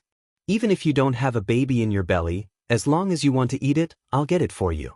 Su Yiyan's eyes curved slightly. She was satisfied. Cheng Fenglang was already upset because of their undisguised intimacy. When he heard the second half, he was even more surprised. "Baby?" "Yes, I'm pregnant." Cheng Fengling looked at the undisguised sweetness and joy on Su Yiyan's face and thought about the fact that she was pregnant with another man's child. The veins on the back of his hands, which were hanging under the table, bulged, announcing that he was not calm. After a short silence, Cheng Fengling said with some difficulty, "Congratulations." "Thank you." After experiencing a few blows, even someone as patient as Cheng Fengling couldn't take it anymore. He stood up and said, "I still have some matters to attend to, so I'll take my leave first. If there's a chance, let's get together again?" Su Yiyan glanced at him and thought, "Next time?" "There will be no next time." However, he replied politely and distantly, "Okay." As soon as Cheng Fengling left, the smile on Su Yiyan's face immediately disappeared. She quietly finished the fruit juice that Huo Chenhuan brought back.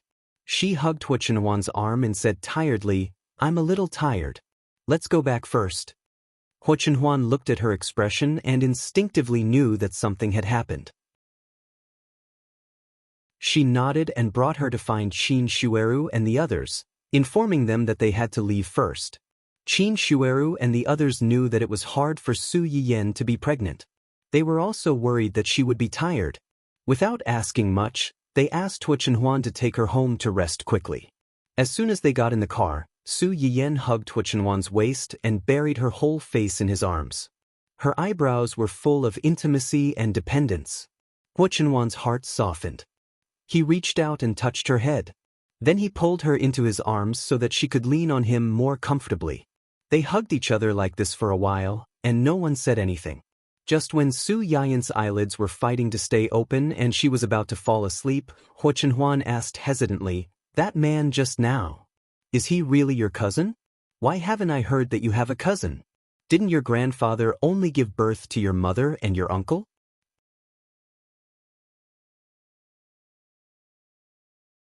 Chapter 678.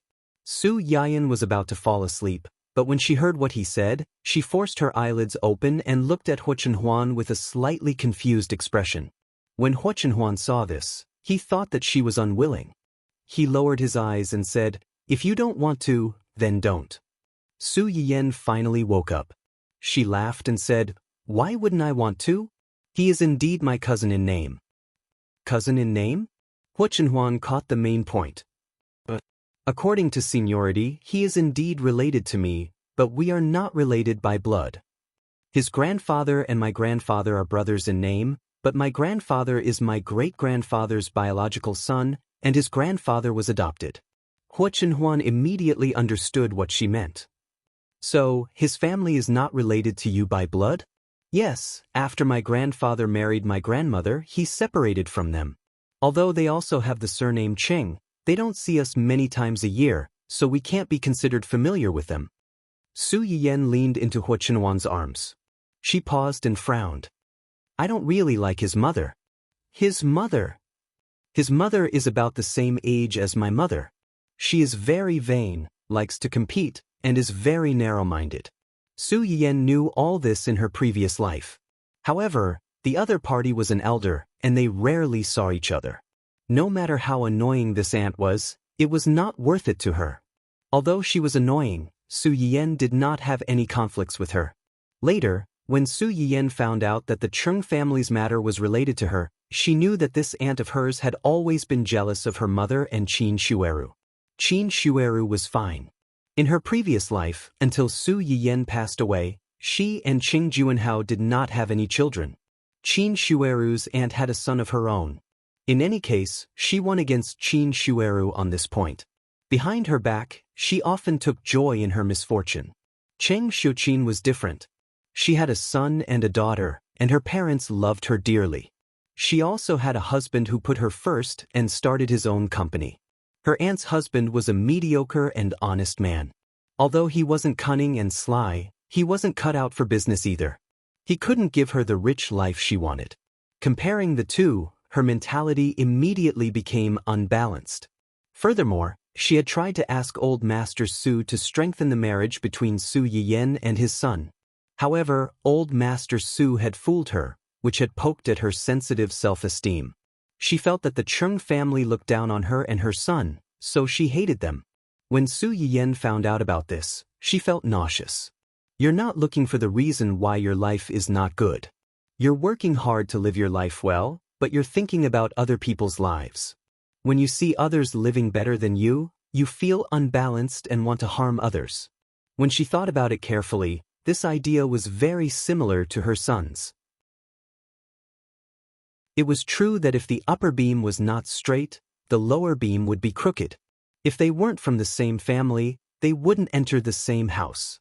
After listening to Su Yiyan's words, Huo Chenhuan was silent for a moment. Then he said firmly, "He likes you." Su Yiyan widened her eyes in surprise and looked up at him. "How did you know?" "Intuition." Su Yiyan. So, there was a special radar between love rivals? They had only met once, and in less than 5 sentences he could tell. As for her, she had known Qing Fenglang for a long time. Although they didn't have much contact, they had met many times. Yet she didn't notice it at all.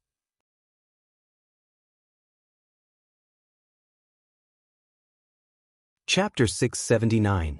Huo Chenhuan narrowed her eyes, and her expression revealed a hint of danger. "You know that he likes you?" His mother once talked about this with my grandfather. Based on the information from her previous life, her aunt should have mentioned this to her grandfather a long time ago. However, her grandfather didn't tell her. Instead, he secretly stopped Qing Fenglang and didn't let him have too much contact with her. He even secretly planned to send Qing Fenglang abroad for several years. Grandfather Jean was probably busy greeting the guests and didn't pay attention to the situation of the guests. This allowed Qing Fenglang to take advantage of the loophole. Huo Chenhuan's expression immediately became a little ugly. Related topics? What related topics could the elders talk about? It was nothing more than matchmaking 2 people. My grandfather didn't agree because he knew that it was impossible for me to like him. Su Yiyan lowered her eyes slightly. Moreover, I don't think he really likes me. The person he likes is just an illusion of his imagination. As for the so-called obsession later on, it was just selfishness in the end. People are selfish, but some selfish people have a bottom line, and some people don't. Moreover, later on, Su Yiyan calmed down and thought about it. She felt that this family's intention to marry her was not as simple as it seemed on the surface. In her previous life, her uncle and aunt didn't have any children and didn't think of adopting a child. The Qing family didn't have an heir in name, and they didn't want to adopt a child. The biggest possibility was to choose one of Qing Xiuqin's 2 children to inherit the Qing family. Su Yuxuan had his own business. Compared to him, Su Yiyan was obviously more likely to be the heir. If Qing Fenglang married her, it wasn't impossible for him to take the entire Qing family in the future. Evil people always like to put on a dignified shell for all the bad things they did. In fact, only they knew how many schemes they had in mind. Huo Chenhuan could see that Su Yiyan really didn't like that man. It could even be said that she hated him. At the same time, she couldn't help but feel a little distressed. Su Yiyan rarely expressed her disgust to someone so directly. Before this, most of the people who enjoyed this treatment were weirdos who took advantage of her face and stepped on her nose.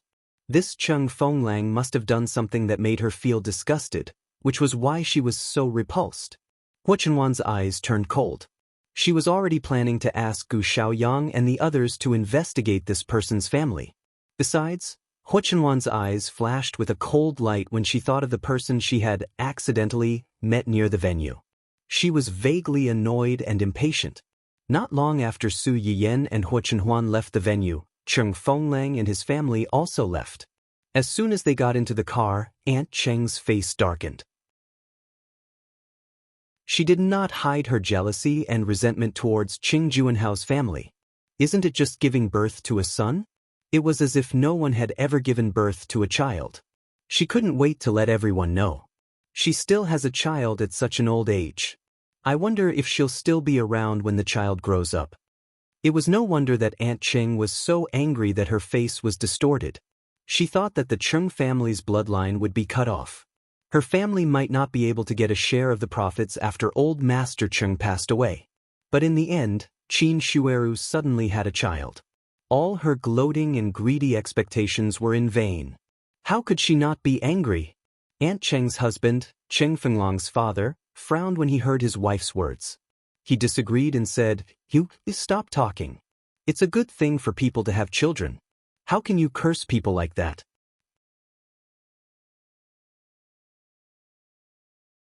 Chapter 680. It would have been fine if he hadn't said anything, but after he said that, Aunt Cheng's anger rose. "I did. What's wrong? Do you want to complain to them about me? I haven't even told you yet, and you have the nerve to scold me? We're both members of the Qing family. They eat and drink well, live in a big, spacious, and beautiful house, and have servants and chefs at home. They live comfortably. What about our family? We even have to hesitate to buy a new house for our children." Aunt Cheng pointed at her husband and scolded him like a shrew. "You're useless. You don't even dare to fart in front of others. I'm just telling the truth, and you're so afraid of offending people. Why am I wrong? It was their family who didn't do well in the first place. They coaxed the old master to leave everything to them. That's not a big deal. We're a family after all. They took the benefits and helped us. It's nothing. But in the end, they're living a comfortable life and have everything, but they can only watch as our family lives a hard life. In my opinion, the reason why they haven't had children for so many years is because they've done too many wicked things. It's retribution. If the old master has eyes, he should let them die without descendants." Uncle Cheng listened to his wife's sarcastic words and opened his mouth, but in the end, he didn't say anything. Although he was honest, his family hadn't been harmonious all these years, and his career hadn't been going well. This man, who didn't have much ability, had experienced the vicissitudes of life and misery. His wife's accusations also made him start to resent the Cheng family. No matter what, they were still relatives. If the Cheng family had given them something, their family wouldn't have had such a hard time. However, the couple had clearly forgotten that although they had the surname Cheng, they weren't related to the Cheng family at all. Back then, the old master of the Cheng family had taken pity on their grandfather, so he adopted him and gave him a meal. Later, although they separated from the family and didn't give their grandfather as many things as old Master Cheng, he was still their biological son. You were just an adopted son. They gave you such a large sum of money, enough for you to live comfortably for the rest of your life. It could be said that they didn't let you down. As long as you had some backbone and took this money to walk your own path, that would be your ability. However, Cheng Fenglong's grandfather didn't think so. After receiving the money, he resented the Cheng family while hoping that he could still freeload off his brother after spending all the money. Instead of being down to earth and using the money to do some business to support his family, he spent even more than usual. It didn't take long for him to spend more than half of the money and excitedly ran to the Cheng family to ask for more money. In the beginning, the Cheng family still gave them 1 or 2 times out of consideration for their old friendship. Later, they realized that these people were just bloodsuckers who couldn't be fed enough, so they stopped paying attention to them. Instead, they bore a grudge against them. Even the younger generation was resentful. They felt that the Cheng family had deliberately raised their grandfather to be a cripple to prevent him from competing with old Master Cheng for the family inheritance. It was really like the saying, once you've gained enough, you'll gain enough enmity. Cheng Fenglong's family had already squandered most of their money in Grandpa Cheng's generation. When it came to Uncle Cheng's generation, they wanted to take the money to do some business. Unfortunately, Uncle Cheng didn't have any business acumen. After doing business for a few years, he didn't make much money and even lost a lot. The more difficult the days were, the more Aunt Cheng hated the Cheng family. However, it never occurred to her that the Cheng family had never owed them anything. Why should they help them? Chapter 681. Enough. Can't you be quiet? Cheng Fengling listened to his parents quarrel, and his face was gloomy to the extreme. He finally couldn't help but shout in a low voice. Aunt Cheng's face was full of unwillingness. Just as she was about to speak, she met her son's ugly face. Fengling, what's wrong with you? Why do you look so pale? Uncle Cheng also noticed his son's abnormality when she shouted. He asked with concern, "Are you feeling unwell?" Cheng Fengling was silent for a moment, then said in a hoarse voice, "I just met Yin Yin." Aunt Cheng was stunned for a moment. It took her a long time to remember who the Yen Cheng Fengling was talking about was. Her face darkened. "You met her? Did she say something unpleasant to you and make you sad?" Aunt Cheng didn't wait for Cheng Fengling to answer and came to a conclusion first. "It must be. This B***tis is the same as her mother. They both worship the strong and trample on the weak. Their eyes are on the top of their heads. They look down on our family and think that our family isn't good enough for her. She married an incompetent cripple from a rich family." Cripple? Cheng Fengling was shocked. He knew about Su Yiyen's sudden marriage. At that time, he was sad for a long time. At that time, he was still abroad. If his parents hadn't stopped him, he even wanted to go to Su Yiyen personally and ask her what was wrong with him. Aunt Cheng's face changed slightly. She realized that she had accidentally spilled the beans. As a relative, she had heard a lot of gossip about Su Yiyen's family. After knowing that Su Yiyen had married a cripple, she was relieved, but at the same time, she was worried that her son would be sad when he found out, so she had been hiding it. Who would have thought that she would blurt it out so quickly?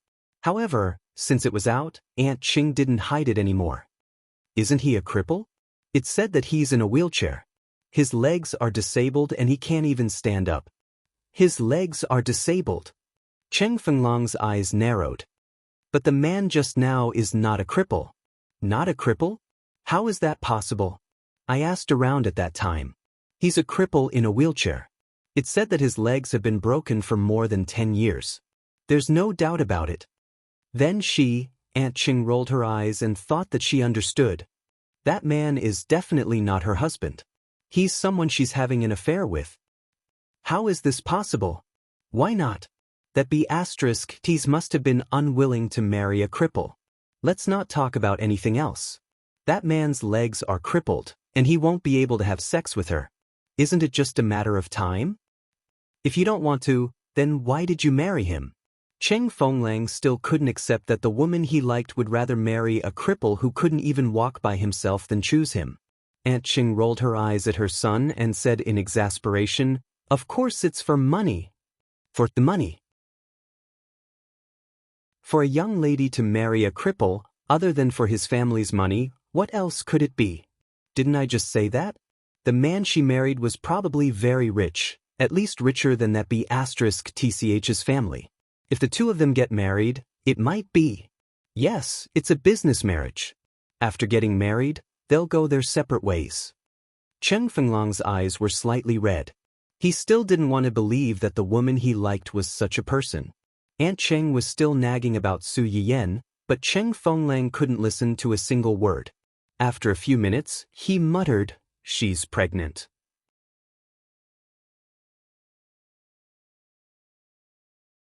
Chapter 682. She's pregnant? Aunt Cheng exclaimed. She's pregnant? Whose child is it? It should be the man beside her. Aunt Cheng pursed her lips with a look of disdain. It's fine if she's just fooling around outside, but she's actually pregnant. Is this B***tch determined to let her man take over and raise another man's child? As expected of Qing Xiuqin's despicable daughter, she's just as despicable. Isn't she living comfortably with her man's money? She's still raising another man and giving birth to another man's child. Shameless. Aunt Cheng's words were unpleasant to the ears, and Uncle Cheng couldn't help but say, "Stop talking." Why should I stop talking? She did it herself, so why should she be afraid of others? Aunt Cheng wasn't willing to let go of this opportunity to scold Aunt Cheng. She snorted and continued, "Fortunately, our Feng Lang didn't marry her back then. Who knows what kind of trouble such a promiscuous woman would cause if he married her?"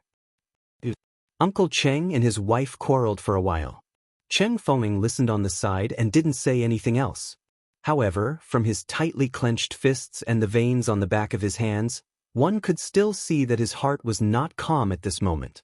After an unknown period of time, Cheng Fenglong's expression gradually returned to its original calmness, but there was a hint of complexity and hatred in the depths of his eyes. At that time, Su Yiyan had no idea that in the eyes of Chung Fenglang and his family, she had already become an adulterous woman who had cheated on her husband. On the second day of the full moon banquet, she directly mentioned Chung Fenglong's family to old Master Cheng and the others, warning them to be on guard against this family and not get too close to them if there was nothing. Although Cheng Juanhao and the others were a little puzzled, they knew that Su Yiyan wouldn't harm them, so they nodded and agreed. Old Master Cheng was surprised by Su Yiyan's words, and his expression became complicated. Obviously, he thought of what Aunt Cheng had mentioned to him before. He vaguely guessed that his granddaughter probably already knew about this and had some unpleasant conflict with this family. Both grandfather and grandson were well aware of this, but they had a tacit understanding. Neither of them mentioned this matter.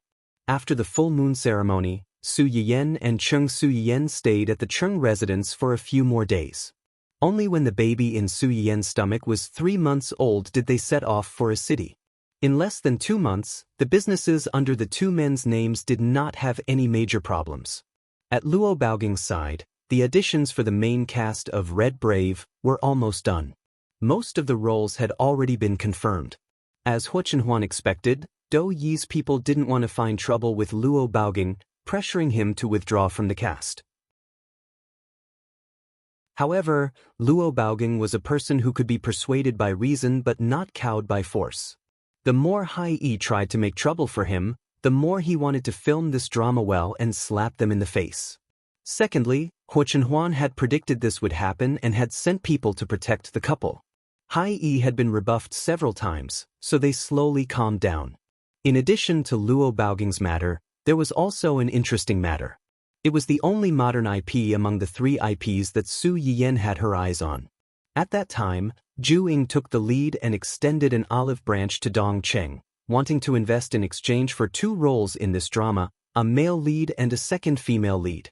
Su Yiyan only promised to give them an opportunity to audition, and if they succeeded, they would be let into the cast. In the end, the 2 dresses had some ability and got the 2 roles after the audition. However, not long after they entered the cast, the second female lead actress began to cause trouble.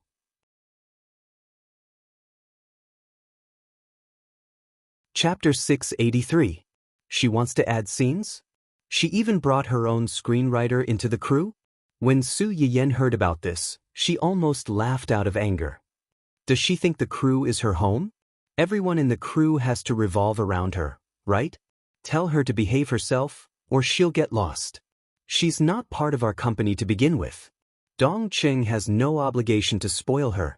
Su Yiyan's words fully explained Dong Cheng's attitude towards this matter.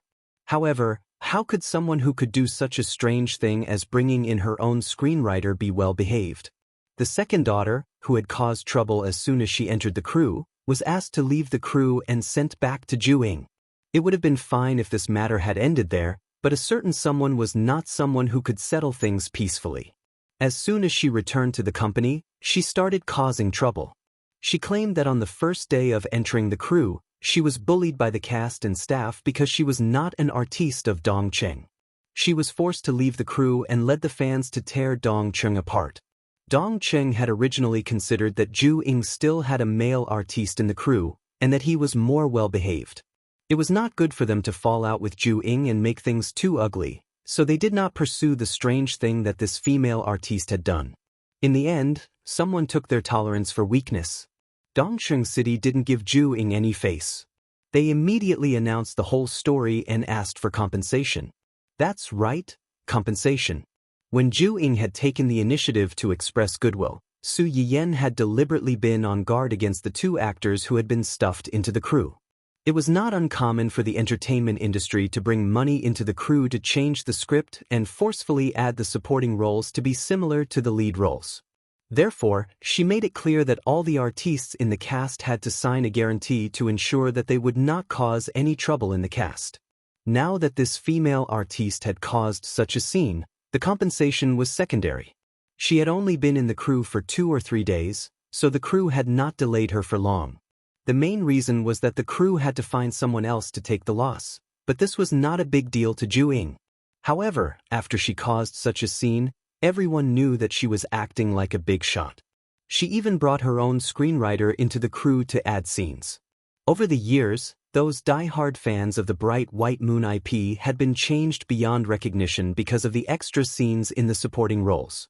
They only had an IP name, but the plot had nothing to do with the original work.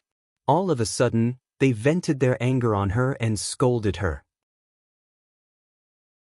In the future, if there were any other directors who wanted to get her to act in a movie, they would have to consider whether they could withstand the negative public opinion brought about by this person and whether they could afford to serve such an ancestor.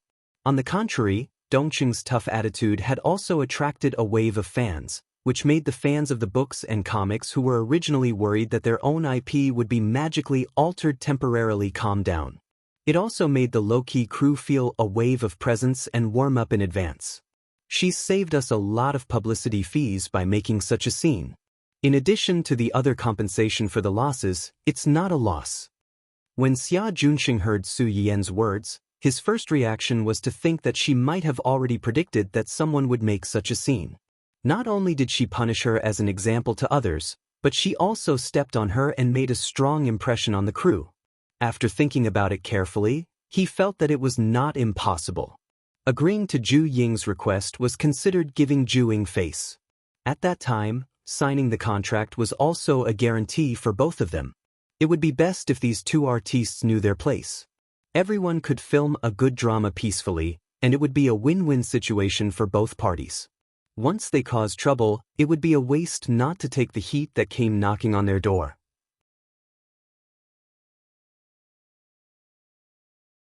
Chapter 684. The second female lead was kicked out of the cast and caused such a ruckus. The male lead, Chi Chumiao, was left in an awkward position.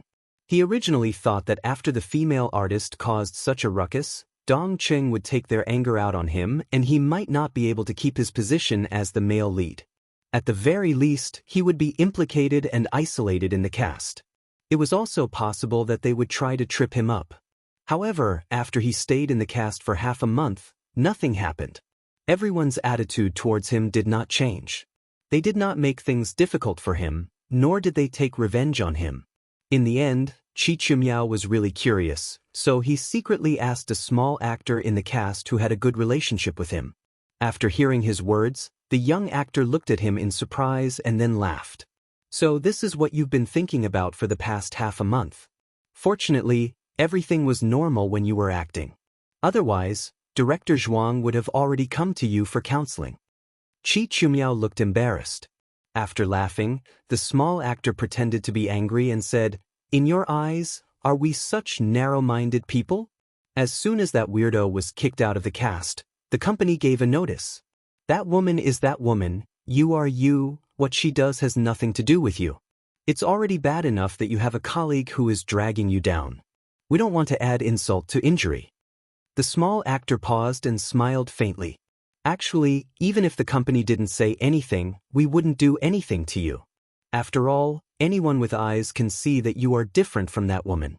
As long as you're not an idiot, you won't be involved in what she did." Chi Chumiao was touched and couldn't help but sigh at someone's stupidity. He didn't even know his own position. It wasn't easy for him to get into the cast, but he still caused trouble. Did he really think that he could do whatever he wanted just because he had a backer? Although Dongcheng Entertainment was still a small company in development, all the things it had done during this period of time showed that it had someone backing it up.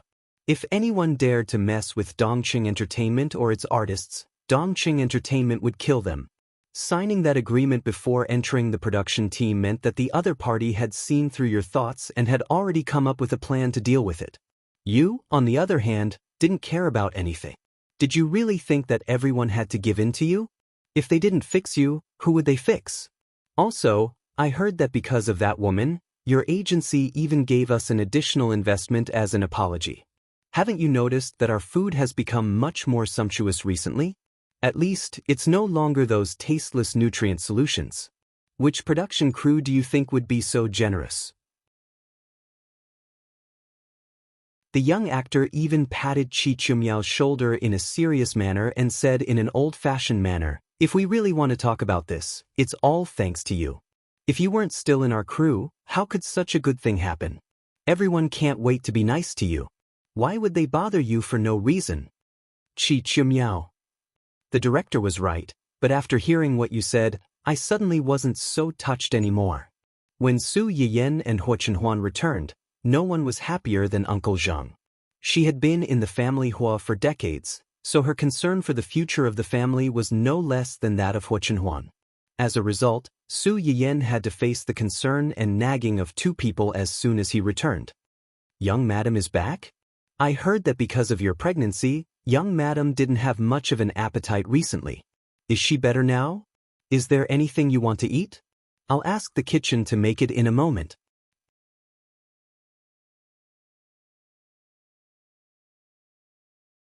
Chapter 685. Young madam, you must be tired after coming back, right? Why don't you go up and rest first? I'll get them to send the food to your room later. Young madam, Uncle Zhang's nagging was even worse than Huo Chenhuan's. Su Yiyan couldn't take it anymore after listening for a while. She turned to Huo Chenhuan for help. Huo Chenhuan, who felt deeply that he had fallen out of favor in this family, smiled at her, indicating that there was nothing he could do to help. Fortunately, Ling Xiaoqi knew that she was coming back today and came to the family Huo right on time. As a result, she saved Su Yiyan from Uncle Zhang's nagging. As soon as Su Yiyan saw Ling Xiaoqi, her eyes lit up. She immediately went forward and held her hand enthusiastically. She smiled and said, "Xiaoqi is here.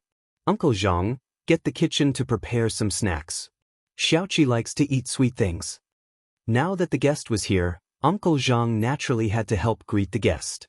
He didn't continue nagging Su Yiyan and turned to enter the kitchen. Su Yiyan heaved a sigh of relief, her face full of lingering fear. Ling Xiaoqi looked at this and then at that and was confused. "What's wrong? You missed me so much after being away for 2 months. You thought that you would pounce on me as soon as you saw me. You actually remembered that I like to eat sweet things and specially prepared snacks for me. Say, I'm indeed your true love. But don't flatter yourself. My true love is my husband. I was so enthusiastic about you just now because Uncle Zhang is really good at nagging. It's been almost half an hour since I came back. He can't wait to tell me everything from head to toe. My ears are still buzzing. If you came a little later, you might not have seen me." Ling Xiaoqi heard her say this, and a trace of sadness and envy flashed past her eyes. "He also cares about you. Old people always care about children the most.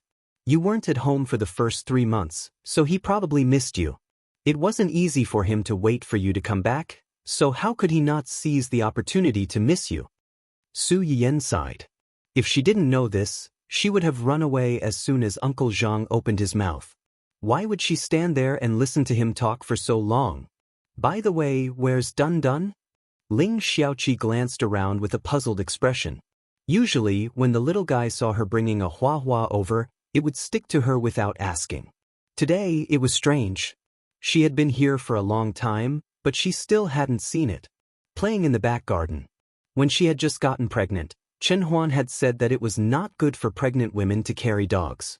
This little guy had been holding a grudge ever since. These days, every time we took the initiative to get close to it, it was rejected and unwilling to let us hug it. Su Yian's words were filled with the vicissitudes of a child who had reached the rebellious stage. This little bastard is getting more and more arrogant as he grows up. I wonder who he takes after? Huo Chenhuan, who suddenly met his wife's gaze, was speechless. "Why are you looking at me?" Although it usually called him dog daddy, this little bastard's genes definitely had nothing to do with him. He wasn't going to take the blame. Ling Xiaoqi's eyes flashed when she heard Su Yian's words. She smiled and said, "Although these little guys don't know how to speak human language, they are no different from humans after interacting with them for a long time. If you say these things in front of them, they will definitely throw a tantrum. Take our Hua Hua for example. Occasionally, when I throw a tantrum with it, it will also give me a hard time. If you don't coax it well, it will definitely not let you hug it."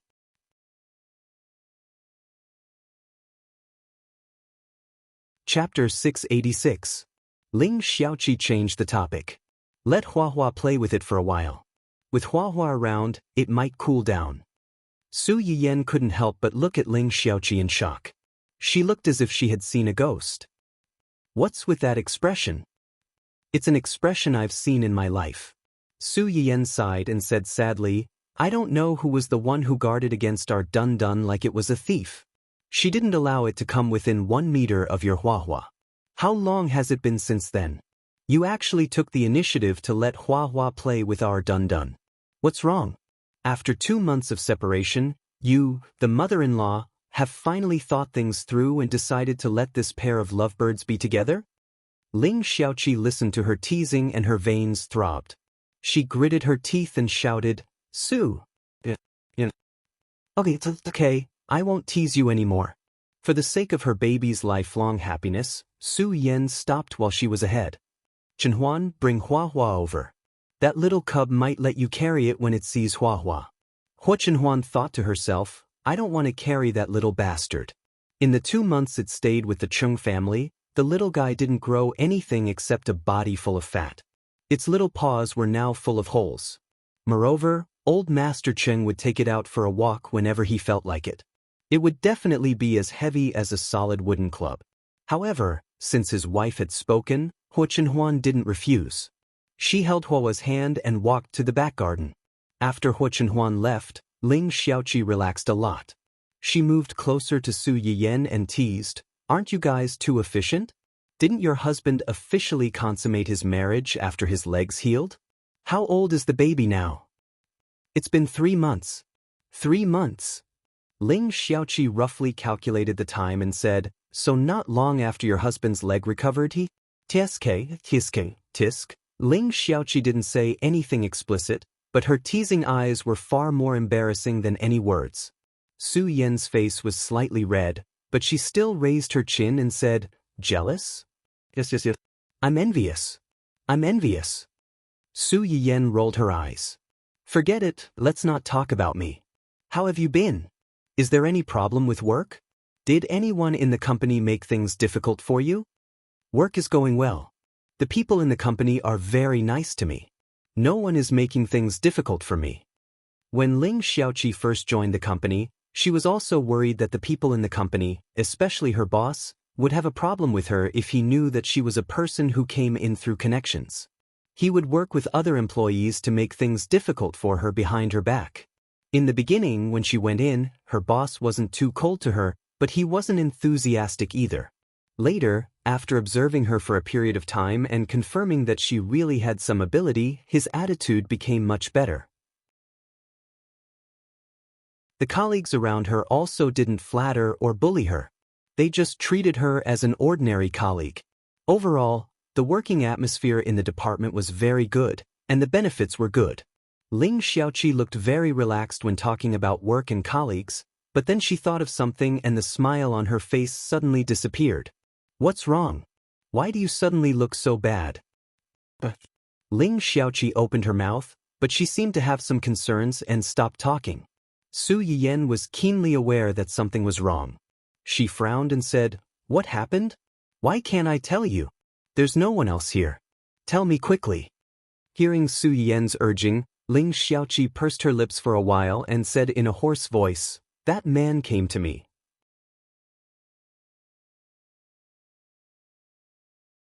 Chapter 687.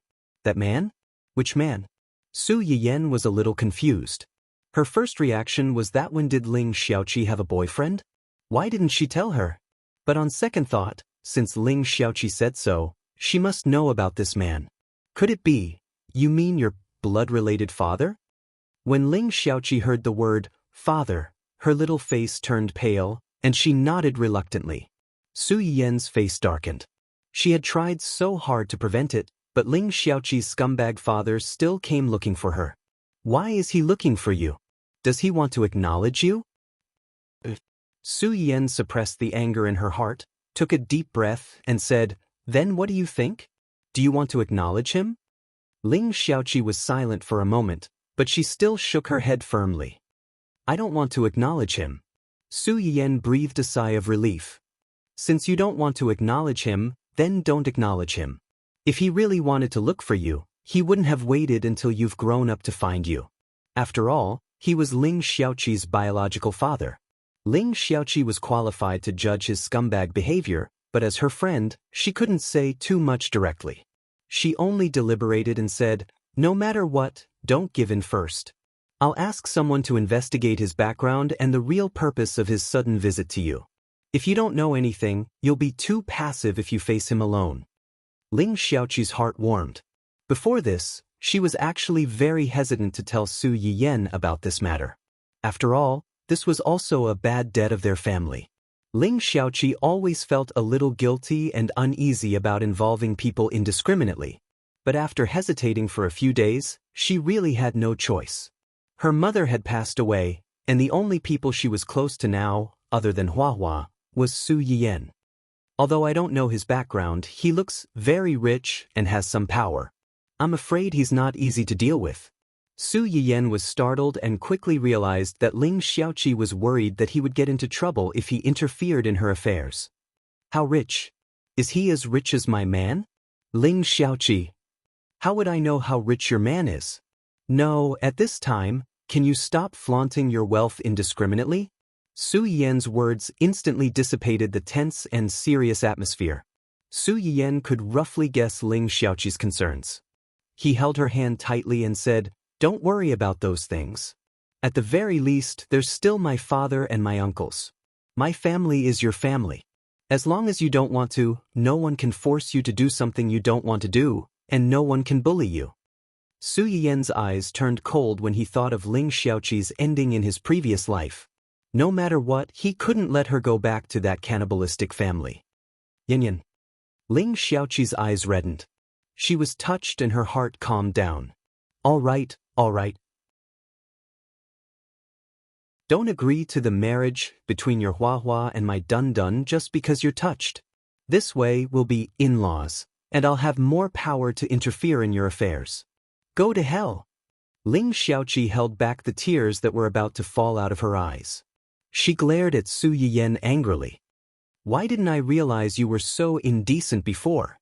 You've turned bad after having a man. You've been led astray by that man of yours. Su Yiyen raised his eyebrows and said with a smile, don't falsely accuse my Chenhuan. I've always been indecent. Ling Xiaoqi. Can you be any more righteous? Shameless.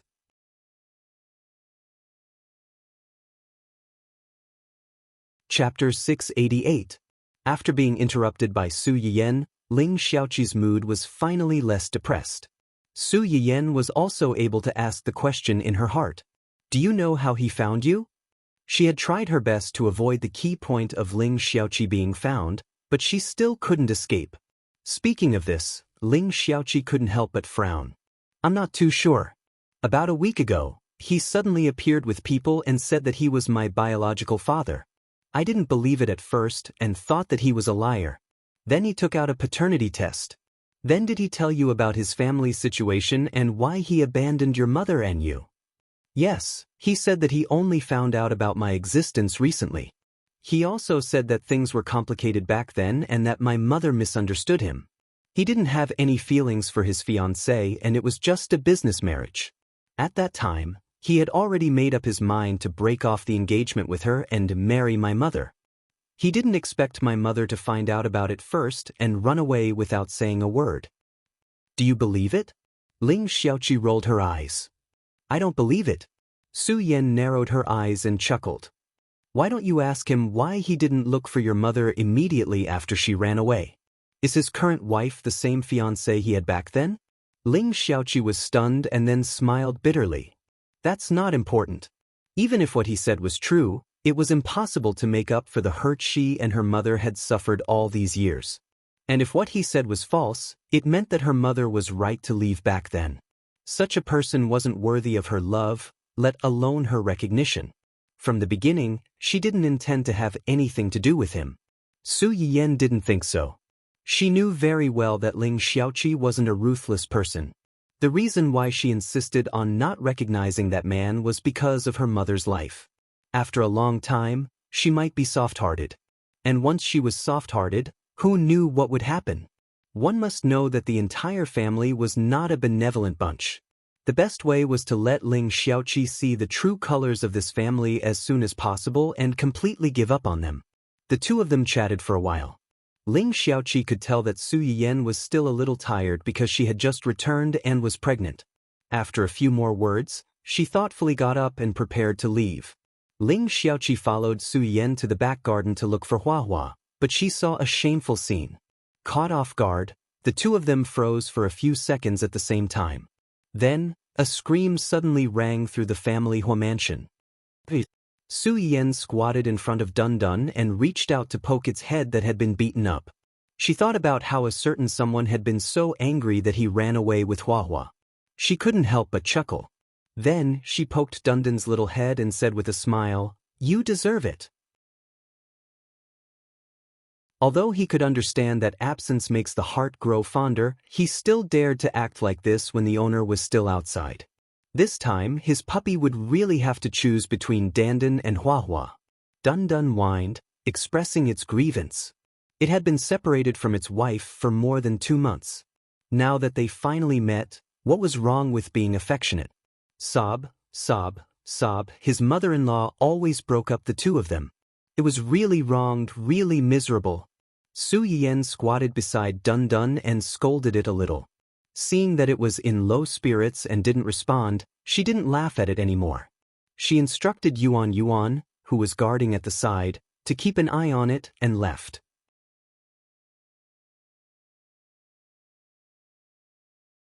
Chapter 689.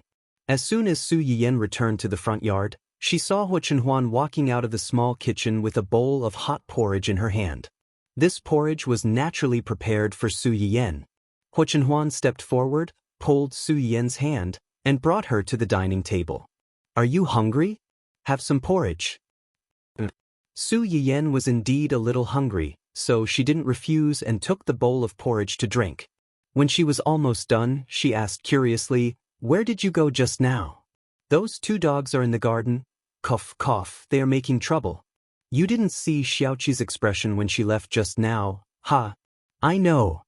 Su Yiyan blinked with an inexplicable expression. "You know?" After being stunned for a few seconds, she reacted to Hua Chenhuan's words.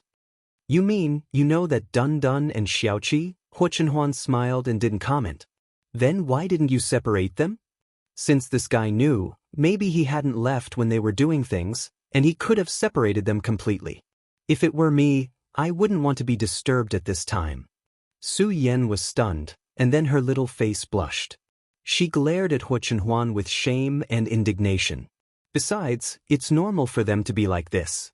Maybe before our baby is born, Dun Dun has already become a dog's father." Su Yiyan. "Before it became a father, it might be beaten to death by Xiaoqi. I suspect that you are taking revenge on purpose." She knew that Ling Xiaoqi was still in the front yard and might be irritated by this scene at any time, but she didn't stop it. "Taking revenge on purpose?" Hua Chenhuan raised her eyebrows. "Do I have any enmity with it?" "Of course." The Cheng family's small courtyard house was not as soundproof as the family Hua's old mansion. Ever since the little rascal had quarreled with them, he had been running to their door every night, scratching and yelling at them. However, every time Hua Chenhuan went out to catch it, this little rascal would run away like a loach, faster than anyone else. Su Yiyan looked at Hua Chenhuan with an aggrieved expression. "What good will it do you if our son loses his balls?" Hua Chenhuan almost laughed out loud. "At least it will be a little more well-behaved and won't be as energetic as it is now." Moreover, after sterilization, its lifespan will be longer. This last sentence accurately hits Su Yiyen's weak spot. After all, the lifespan of a dog could not be compared to that of a human. After raising it for a long time, it was inevitable that there would be feelings. If possible, Su Yiyen also hoped that this little guy could accompany their family for a long time. Huo Chenhuan looked at Su Yiyen's expression and knew that this matter was most likely going to happen. Fortunately, Dun Dun didn't know his dog father's sinister intentions at all. Otherwise, he would definitely curse in his heart, "You are so vicious. What did you talk about just now?" "Nothing, we just talked about each other's recent situation and also, Su Yiyen didn't think of hiding it from him. Xiaoqi's biological father came to look for her. Is it the biological father you mentioned before who clearly had a fiancé but still played with Xiaoqi's mother's feelings and was later kicked away by her mother? These two words could be said to be very intelligent. Su Yiyen's serious expression was instantly replaced by a smile. Yes, it's the scumbag. Why is her father looking for her? Does he want to acknowledge her? Does she want to acknowledge this father? Su Yiyen sighed and said helplessly, "What do you think? If she wanted to acknowledge him, she would have gone to look for him long ago. Why would she wait until now?"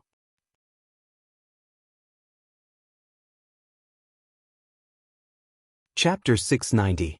Huo Chenhuan saw that the corner of Su Yiyen's mouth was stained with porridge and reached out to help her wipe it. "Since she doesn't want to acknowledge that person, why do you still look so worried? Isn't this a good thing?" "It's naturally a good thing that she's open-minded and doesn't want to acknowledge that man." Su Yiyen sighed. "But it's precisely because she doesn't want to acknowledge him that it's troublesome. This scumbag suddenly came to find Xiaoqi after such a long time and is in a hurry to acknowledge her as his home. There must be something fishy about this. Xiaoqi is a girl after all. If she angers him, you're worried that they'll use force if they can't persuade her?" Su Yiyen lowered her head and stirred the spoon in the bowl. She lowered her eyes and said, "Help me check this man's background and his real purpose for suddenly coming to find Xiaoqi. I always feel that he must have other motives for suddenly appearing like this and being so anxious to acknowledge Xiaoqi as his home." Su Yiyen knew very well why this person came. But the reason why she knew so clearly was that she had experienced it personally in her previous life. Now that there was no evidence, she couldn't run to Ling Xiaoqi and tell her that she knew why her scumbag father came to find her. She also knew that once she returned home, her scumbag father's first wife would unite with her family to crazily take revenge on her, so much so that she would end up in a miserable state in the near future. Not to mention whether Ling Xiaoqi believed it or not, those who had a little idea would probably treat her as a lunatic. "Okay, I'll help you check." "Thank you, dear Mua," Su Yiyen chuckled and took the initiative to kiss Huo Chenhuan. Huo Chenhuan's eyes suddenly became deep. "You want to bribe me with this little reward? Then what other reward do you want?" Su Yiyen stood up and touched her stomach that wasn't very obvious yet. She looked proud. I'm already carrying your child in my stomach. I'm just asking you to help me with something. Why do you want this and that? Am I spoiling you too much recently?" Huo Chenhuan was amused by her, but he still stood up very cooperatively and said, Yes. My wife is right.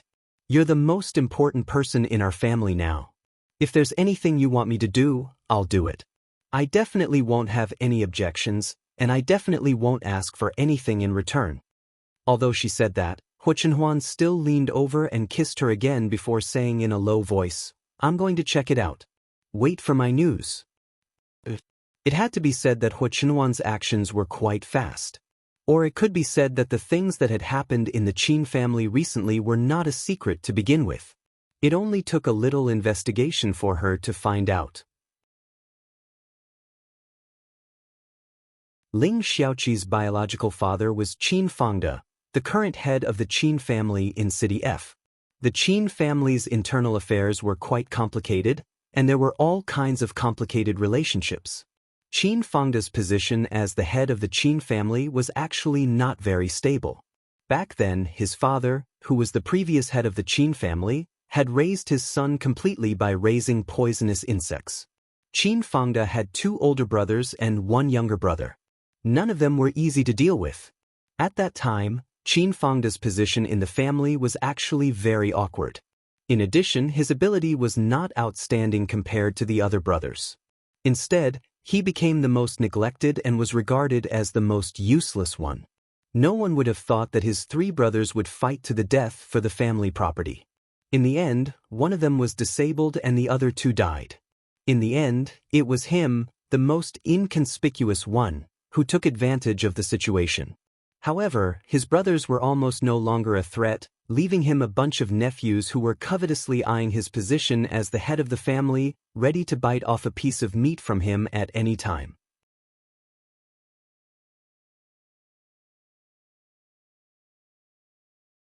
Chapter 691. Especially the 2 sons of his 4th brother, Qin Jinghong. After all, the children of his first 2 brothers had lost their father when they were young, so they didn't have as much confidence as these 2 children. As for his 4th brother, because he was the youngest child in the family, he was very favored by old Master Qin, who was also Qin Fangde's father. He was a strong competitor for the position of family head. Even after he became disabled, he always believed that Qin Fangde stole the position of family head that originally belonged to him, and he always made things difficult for Qin Fangde. Under his influence, his 2 sons naturally thought the same way. They felt that the position of the family head should belong to their father. Qin Jinghong's health wasn't good, so it wasn't a big deal to let Qin Fangde take over for a while. Now that they were all grown up, the position should be returned to their family. This thought reached its peak after Qin Fangde's son, Qin Junwu, died in an accident some time ago. In the past year, he kept making small moves, and he couldn't wait to kick Qin Fangde off the position of family head and replace him.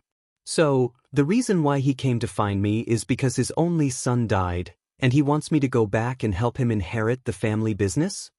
Ling Xiaoqi thought of many possibilities, but this was the only one that didn't occur to her. But this doesn't make sense. I'm a girl, and although I don't think I'm much worse than a boy, his nephews and the higher-ups in his company obviously don't think so. Even if I really go back with him, based on the current situation, it's useless. Why not let his first wife or another woman give birth to another son for him? Because he has no choice. No choice? Su Yan turned to look at Hua Chenhuan and smiled faintly.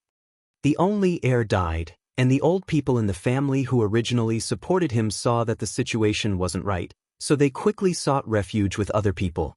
Not to mention that he's over 50 now, and his wife is a few years younger than him, so it's not easy for him to have another child. It'll take more than 10 years for this child to really grow up, and Qin Fangde can't wait that long. Ling Xiaoqi frowned. She had to admit that Su Yiyan was right. On the other hand, even if he wants to have another child, he can't. Can't have another child? Ling Xiaoqi was stunned. You mean? It's exactly what you think. Qin Fangde's first wife was the eldest daughter of the D family.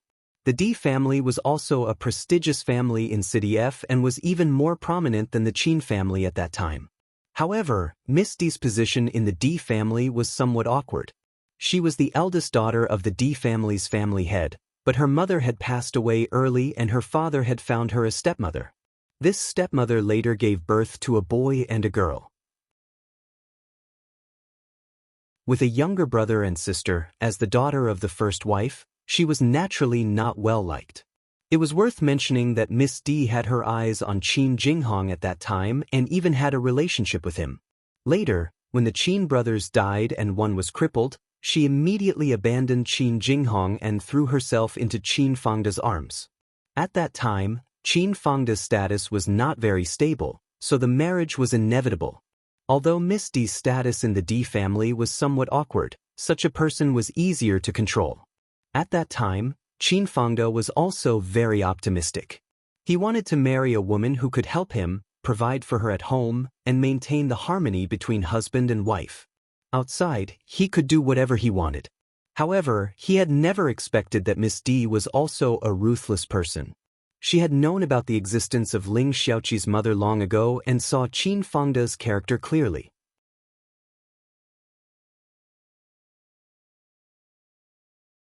Chapter 692. It was already like this before the marriage, and it would only get worse after the marriage. Miss D, who knew that there were only 0 and countless times of cheating, was pregnant with a child and confirmed that the child was a boy. She decisively used some small tricks to make Qin Fangde die without anyone knowing. She is too. Ling Xiaoqi was stunned. Sympathize with your scumbag father? Ling Xiaoqi rolled her eyes at Su Yiyan. Sympathize my ass. I can only say that you did a good job. I think so too, Su Yiyan said and looked at Huo Chenhuan meaningfully. Why are you looking at me? Huo Chenhuan held Su Yian's hand and pretended to be angry. Do you think I will be like him? That's hard to say. Su Yiyan snorted. People say that a pregnant husband is the most empty and lonely. Moreover, a lifetime is so long. Who can say for sure? Huo Chenhuan raised her eyebrows. If I really did something wrong to you, what would you do? What do you think? Su Yan looked Huo Chenhuan up and down and laughed. I think this Mrs. Qin's way of doing things is quite good. It is worth learning. Huo Chenhuan was not angry. Instead, she said in a good temper, Okay, if you are really angry and want to hit me, I will not fight back. His tone sounded like he was coaxing an unreasonable little girl.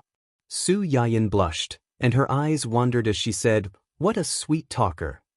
Enough you two. They were talking about serious matters, but these two people were showing off their love. It was so difficult for a single person like her. Ahem. Su Yiyan coughed softly and went back to the topic. Anyway, this is what happened. This Mrs. Qin probably did not expect that her son would die in an accident when he grew up. Who said it was an accident? When Huo Chenhuan said this, the two people present were shocked. Not an accident?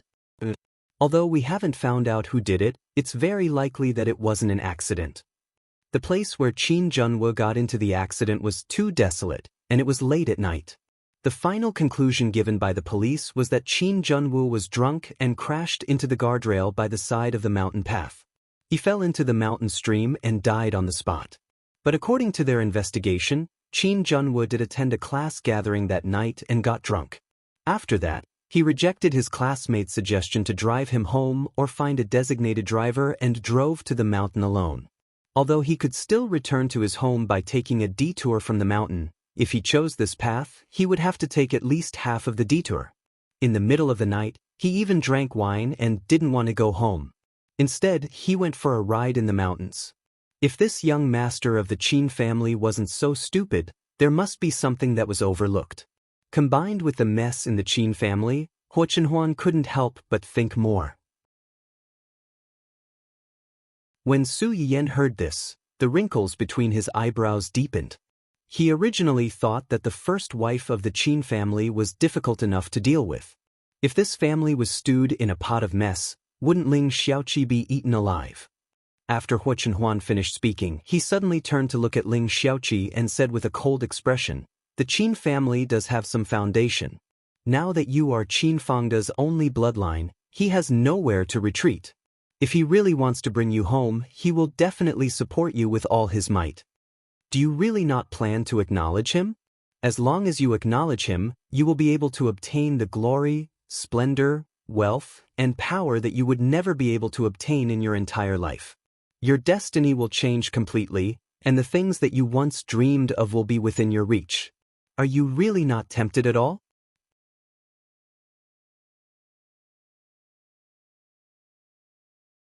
Chapter 693. Hearing Huo Chenhuan's words, the two of them were stunned again.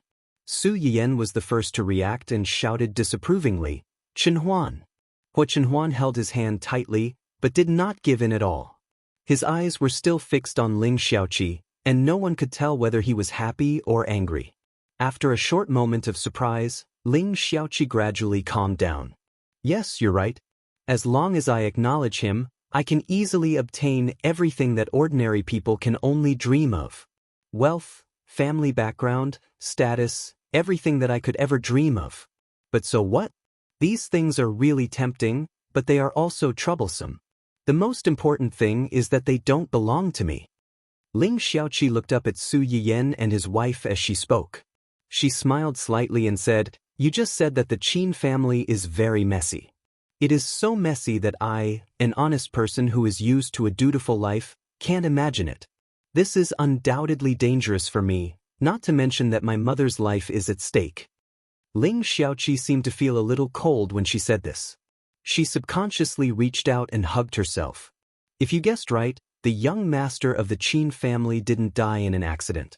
Then, who knows how many people's bones are buried under the tempting things you just said, and how many people's blood is stained. As long as I think about whether these things are also stained with my mother's blood, do you think I can accept his gifts and spend his money with a clear conscience? Hearing her words, Hu Chenhuan's face finally became better. He whispered, "It's good that you can think it through."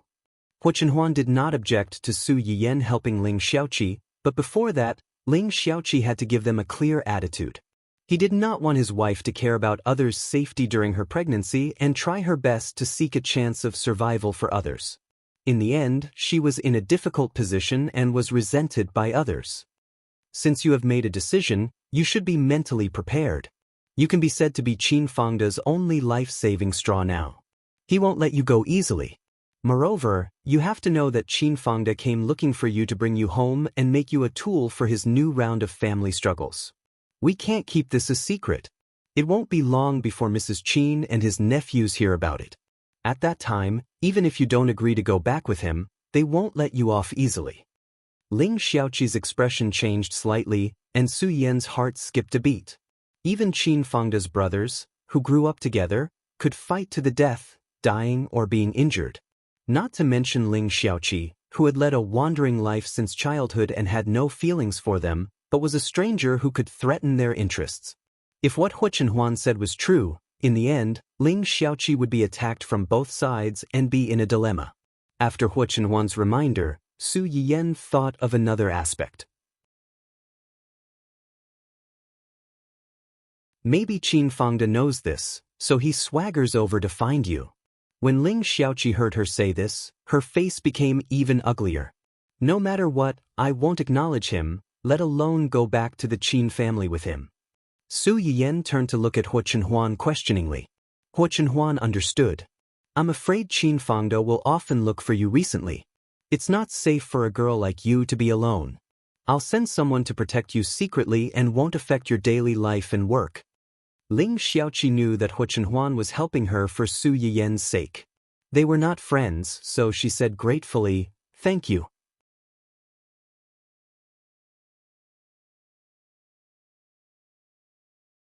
Chapter 694. Seeing that Hu Chenhuan was willing to send someone to protect her, Su Yiyan was relieved. Immediately, he seemed to think of something and frowned. You should be alert. Chenhuan's people will try to stop them and not let them get close to you. But after a long time, they may bribe others to get close to you. And after knowing your character and knowing that you are amenable to persuasion but not coercion, they may use other means to shake you. Ling Xiaoqi blinked blankly. For example? Honey trap. Ling Xiaoqi, Hu Chenhuan. After a suffocating silence, Ling Xiaoqi asked Su Yiyan angrily and amusedly, "In your eyes, am I such a person who is easily confused by beauty? Aren't you?" Su Yiyan stared at her and said straightforwardly, "Do you dare to say that you are not a beauty lover?" Ling Xiaoqi choked. She really couldn't say no. Look, if Qin Fangda had bribed Hong Hui, he would have taken the initiative to approach you, sweet-talk you, be considerate, and even personally cook 3 meals for you every day, and pick you up on time to and from work. Hong Hui was one of the 2 pillars of Dongqing City before Luo Weibing entered the city. Ling Xiaoqi was a groupie, but she was the most unstable groupie. Basically, she could change her husband after watching a TV series or a variety show. According to her, she couldn't give up a whole forest for a grass. The whole entertainment circle was her forest.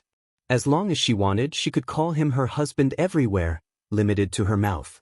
Hong Hui happened to be her husband recently, just because he had just released a new album, and Ling Xiaoqi liked it very much. After listening to Su Yiyan's description, Ling Xiaoqi's heart began to shake. Such a honey trap seemed to be acceptable. No. You still underestimate me if you want to bribe me like this. You know, most of the stars sell their characters. They can only be seen from a distance and can't be approached. Am I in love with him? No, no, no, I only love his persona. If he really walked down the altar and came to my side, I don't know how I would be disillusioned. How could it be corroded by his sugar-coated bullets? Then however, if I find all the husbands that I used to be a fan of, I might be a little tempted. Su Yiyan. You even brought all the husbands here, big and small. Do you think you're collecting stamps? I didn't expect you to be like this. Ling Xiaoqi met Su Yiyan's sad eyes and couldn't help but laugh. She got up and sat beside her, holding her other hand and saying, I know what you're worried about. I'm not stupid. Back then, he was able to stabilize his position through marriage. Now that he wants to recognize a girl like me, the best way is to marry into another big family. In order to obtain something that could move one's heart, one had to pay something else first, such as conscience, friendship, love, and marriage. Su Yiyan was stunned. She didn't expect Ling Xiaoqi to see through it so thoroughly. In her previous life, Qin Fangde had indeed done this. Not long after Ling Xiaoqi was brought home by him, he held a grand banquet and invited all the young talents who were about the same age as Ling Xiaoqi to his house. On the surface, it was to celebrate finding his long-lost daughter, but in reality, it was to find a suitable blind date for Ling Xiaoqi. And this act precisely poked at Mrs. Qin's sensitive heart after losing her son, making her hate Ling Xiaoqi to the core. She did a lot of evil things to kill her.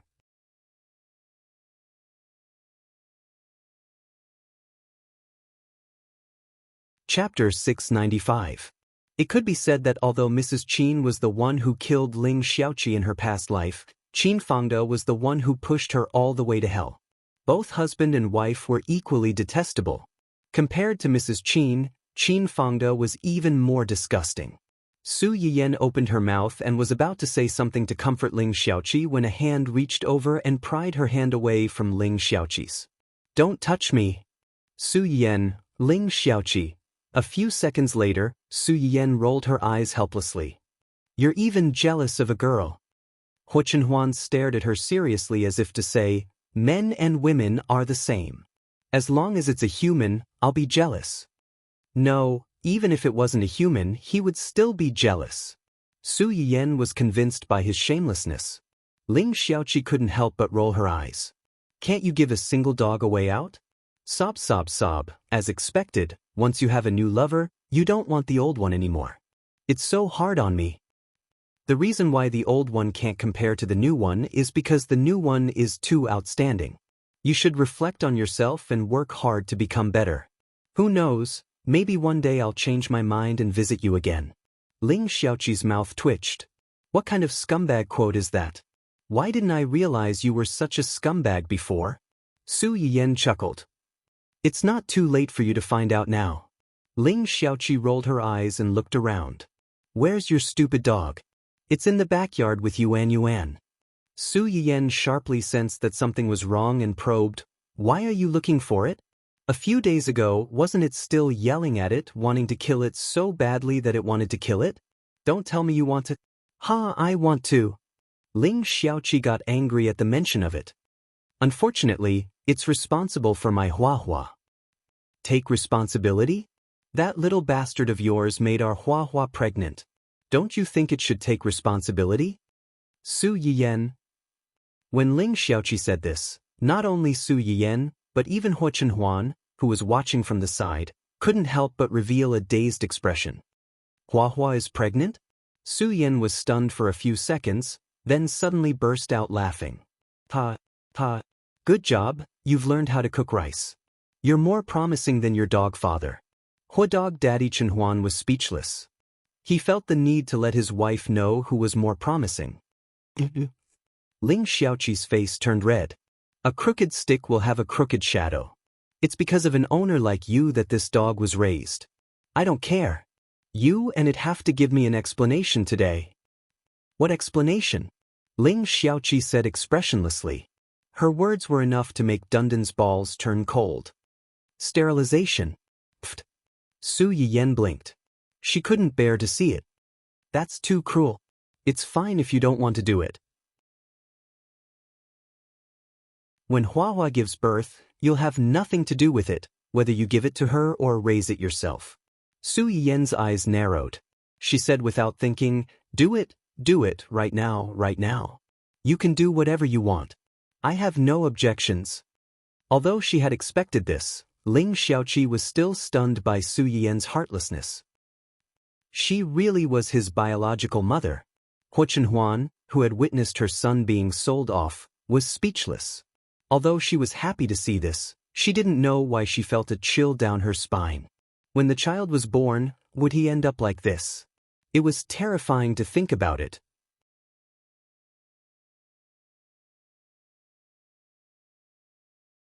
Chapter 696.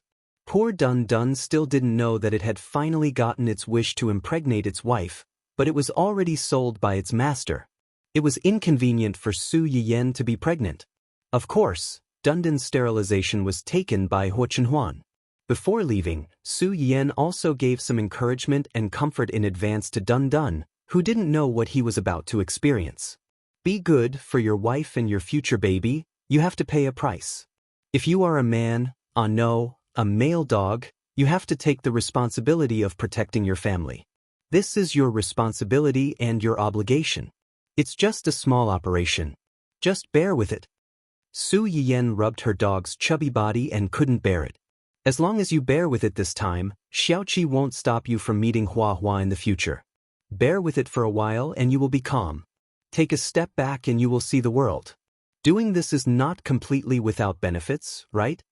Dun Dun was dumbfounded. What price? What small operation?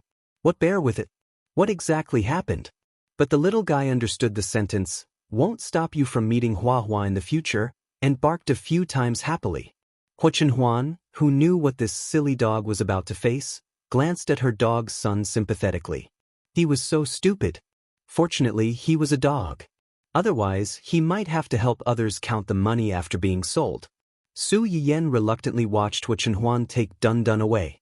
At the same time, Xia Junsheng also sent the confirmed cast list of Red Beauty to Su Yiyen. The male and female leads were famous actors in the industry, especially the female lead, Jiang Rui, who could be said to be the national goddess. These two people couldn't be invited by the current Dongqing city alone. They were most likely Luo Baoging's connections. Moreover, Luo Baoging had already said in advance that the female lead had to learn the basic skills from his wife for half a year during the shooting process. How could those actors who were scheduled for 1 or 2 years later and wished to split a day into 2 days forget about this matter when they were filming? With Jiang Rui's current status, what she lacked was no longer resources, but a good script and a good team to maintain her divinity and popularity. Only then did she have the time and confidence to slowly grind with the production team. Seeing the names of the male and female lead, Su Yiyen couldn't help laughing. Sure enough, I was right to spend so much effort to find Luo Baoging. Not only did I get a powerful consultant, I even got so many big shots now. This is no longer a buy one get one free situation, but a buy one get one free situation. Su Yiyen was the boss of East City and a businesswoman. Red Beauty was an important part of Dongqing City's IP plan. If this part could be successful, the subsequent investment funds could be recovered on a large scale. With a little push, it could create a virtuous cycle. At that time, they would have the final say on how to create stars and how to create opportunities for their subordinates. Now that Luo Baoging had attracted so many veteran actors for her, the director's team was in place, and the popularity of the topic was already on the way. All in all, the timing, location, and people were in the right place. All that was left was a little bit of luck. In addition to the male and female lead, most of the important supporting roles were low-key and down-to-earth but well-known actors. Basically, there were no empty vases. Many artists in Su Yiyen's company were confirmed to be in the cast after the audition, but most of them didn't play important roles with a lot of scenes.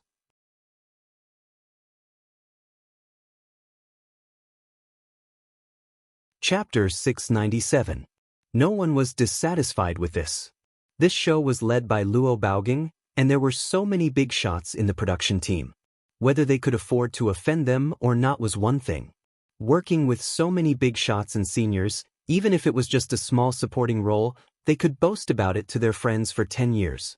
Moreover, since they had already decided to be actors, practicing their acting skills was the basic skill of an actor.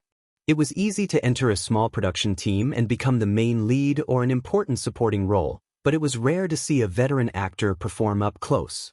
This was much better than hundreds of theory classes taught by their acting teachers. Su Yiyan scrolled down and saw a surprisingly familiar name on the list of actors. Yu Yushi? Su Yiyan thought that after the injury on the show, this person had already terminated her contract with the company and returned to be the second daughter of the Yu family. She did not expect. Yu Yushi didn't terminate her contract with our company? Xia Junxing was not surprised that Su Yiyan would ask about this. He answered truthfully, no, she came back after her injury was healed. She never mentioned terminating the contract. How long does her contract last?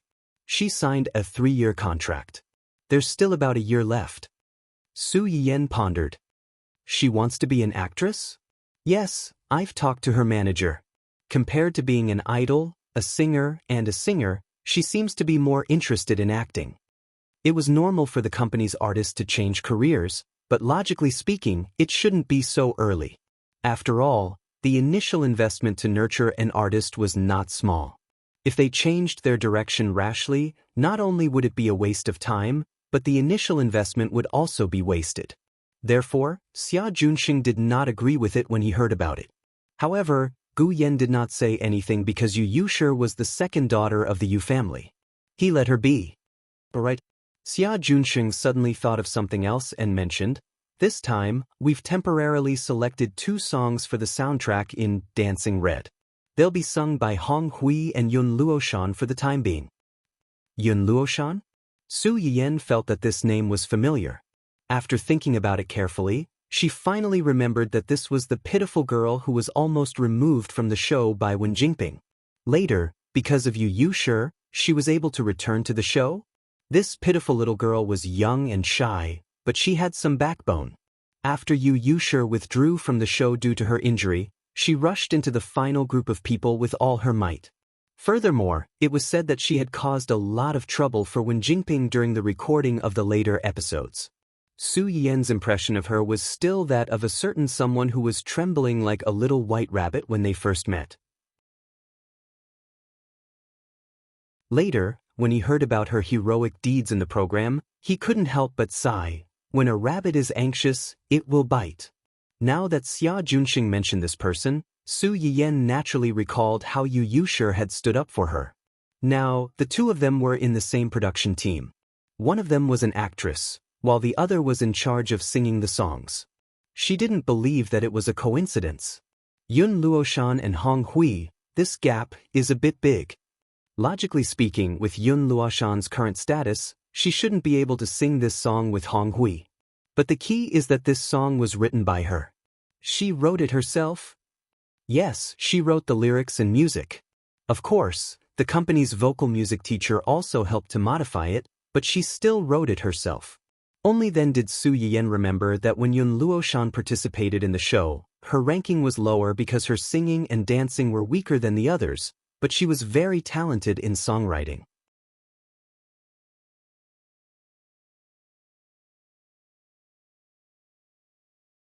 Chapter 698. Su Yiyan nodded. She had no objections to this arrangement. She changed the topic back to Yu Yushi. Did Yu Yushi learn anything related to this before? She studied with the company's teacher for 2 months before auditioning for Red Brave. She's quite hardworking. She has great potential to be able to learn so much in 2 months. Su Yiyan flipped through the list and confirmed that Yu Yushi was auditioning for the role of the 5th female lead. Although it was just a supporting role, it won in terms of character design. If she could really act it well, she might be able to make people's eyes light up. Most importantly, it was not easy for a greenhorn like her to be able to squeeze into this group of big shots. Get someone to pay attention to her. Wait until Red Brave finishes filming. If she really has the potential in this area, we can focus on training her. Although Dongqing City was developing well, Shui Kaiwei was the only female artist who could really hold up the scene. The rest were either capable but lacking opportunities, or lucky but not capable enough. It was not a bad thing to train more newcomers and provide fresh blood to the company. It's just that this 3-year contract is too short. Think about it and renew the contract with her as soon as possible after this drama is finished. Okay. After dealing with some company matters remotely, Huo Chenhuan returned with Dun Dun. Dun Dun, who had just completed a major life event in a daze, came back with dull eyes and tongue hanging out.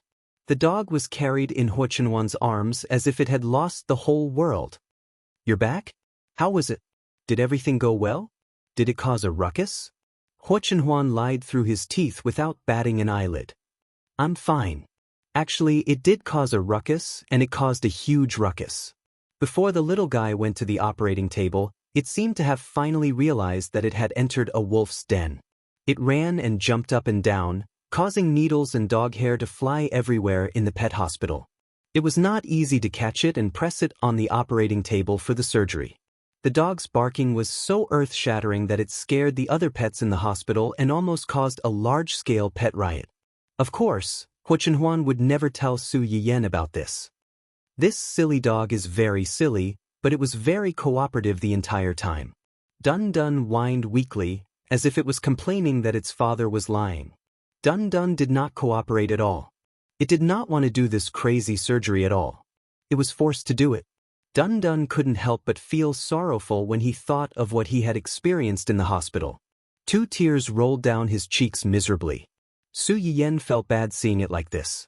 He reached out to stroke its fur and said, "There's nothing we can do about it. Sooner or later, we'll have to go through this." Fortunately, Hua Hua already has a little baby. In a few days, I'll get Xiaoqi to bring her over and let you guys meet. Su Yiyan's original intention was to use Hua Hua to comfort Dun Dun, but she didn't expect Dun Dun to be even more disappointed after hearing her words. How could it meet its wife like this? How shameful! The sad little guy lowered his head and drilled into his nest. He raised his hand to cover his head and completely closed himself off. Huo Chenhuan saw that Su Yiyan was worried and comforted her. I asked the doctor. It's normal to be like this for a week or 2 after sterilization. Just take care of it. After 2 weeks, it will be full of energy again. Alas, I hope so. In order to divert Su Yiyan's attention, Huo Chenhuan's eyes flashed slightly. She took the initiative to say, I just heard an interesting thing on the way. You're tuning in to the Passion Pages YouTube channel. We're so grateful for your support, and don't forget to subscribe to join us on this incredible journey through captivating stories. Your generosity through donations truly makes a world of difference, as it's the primary source of revenue that allows me to expand and enhance this channel for you. Thank you from the bottom of my heart for being a part of this adventure.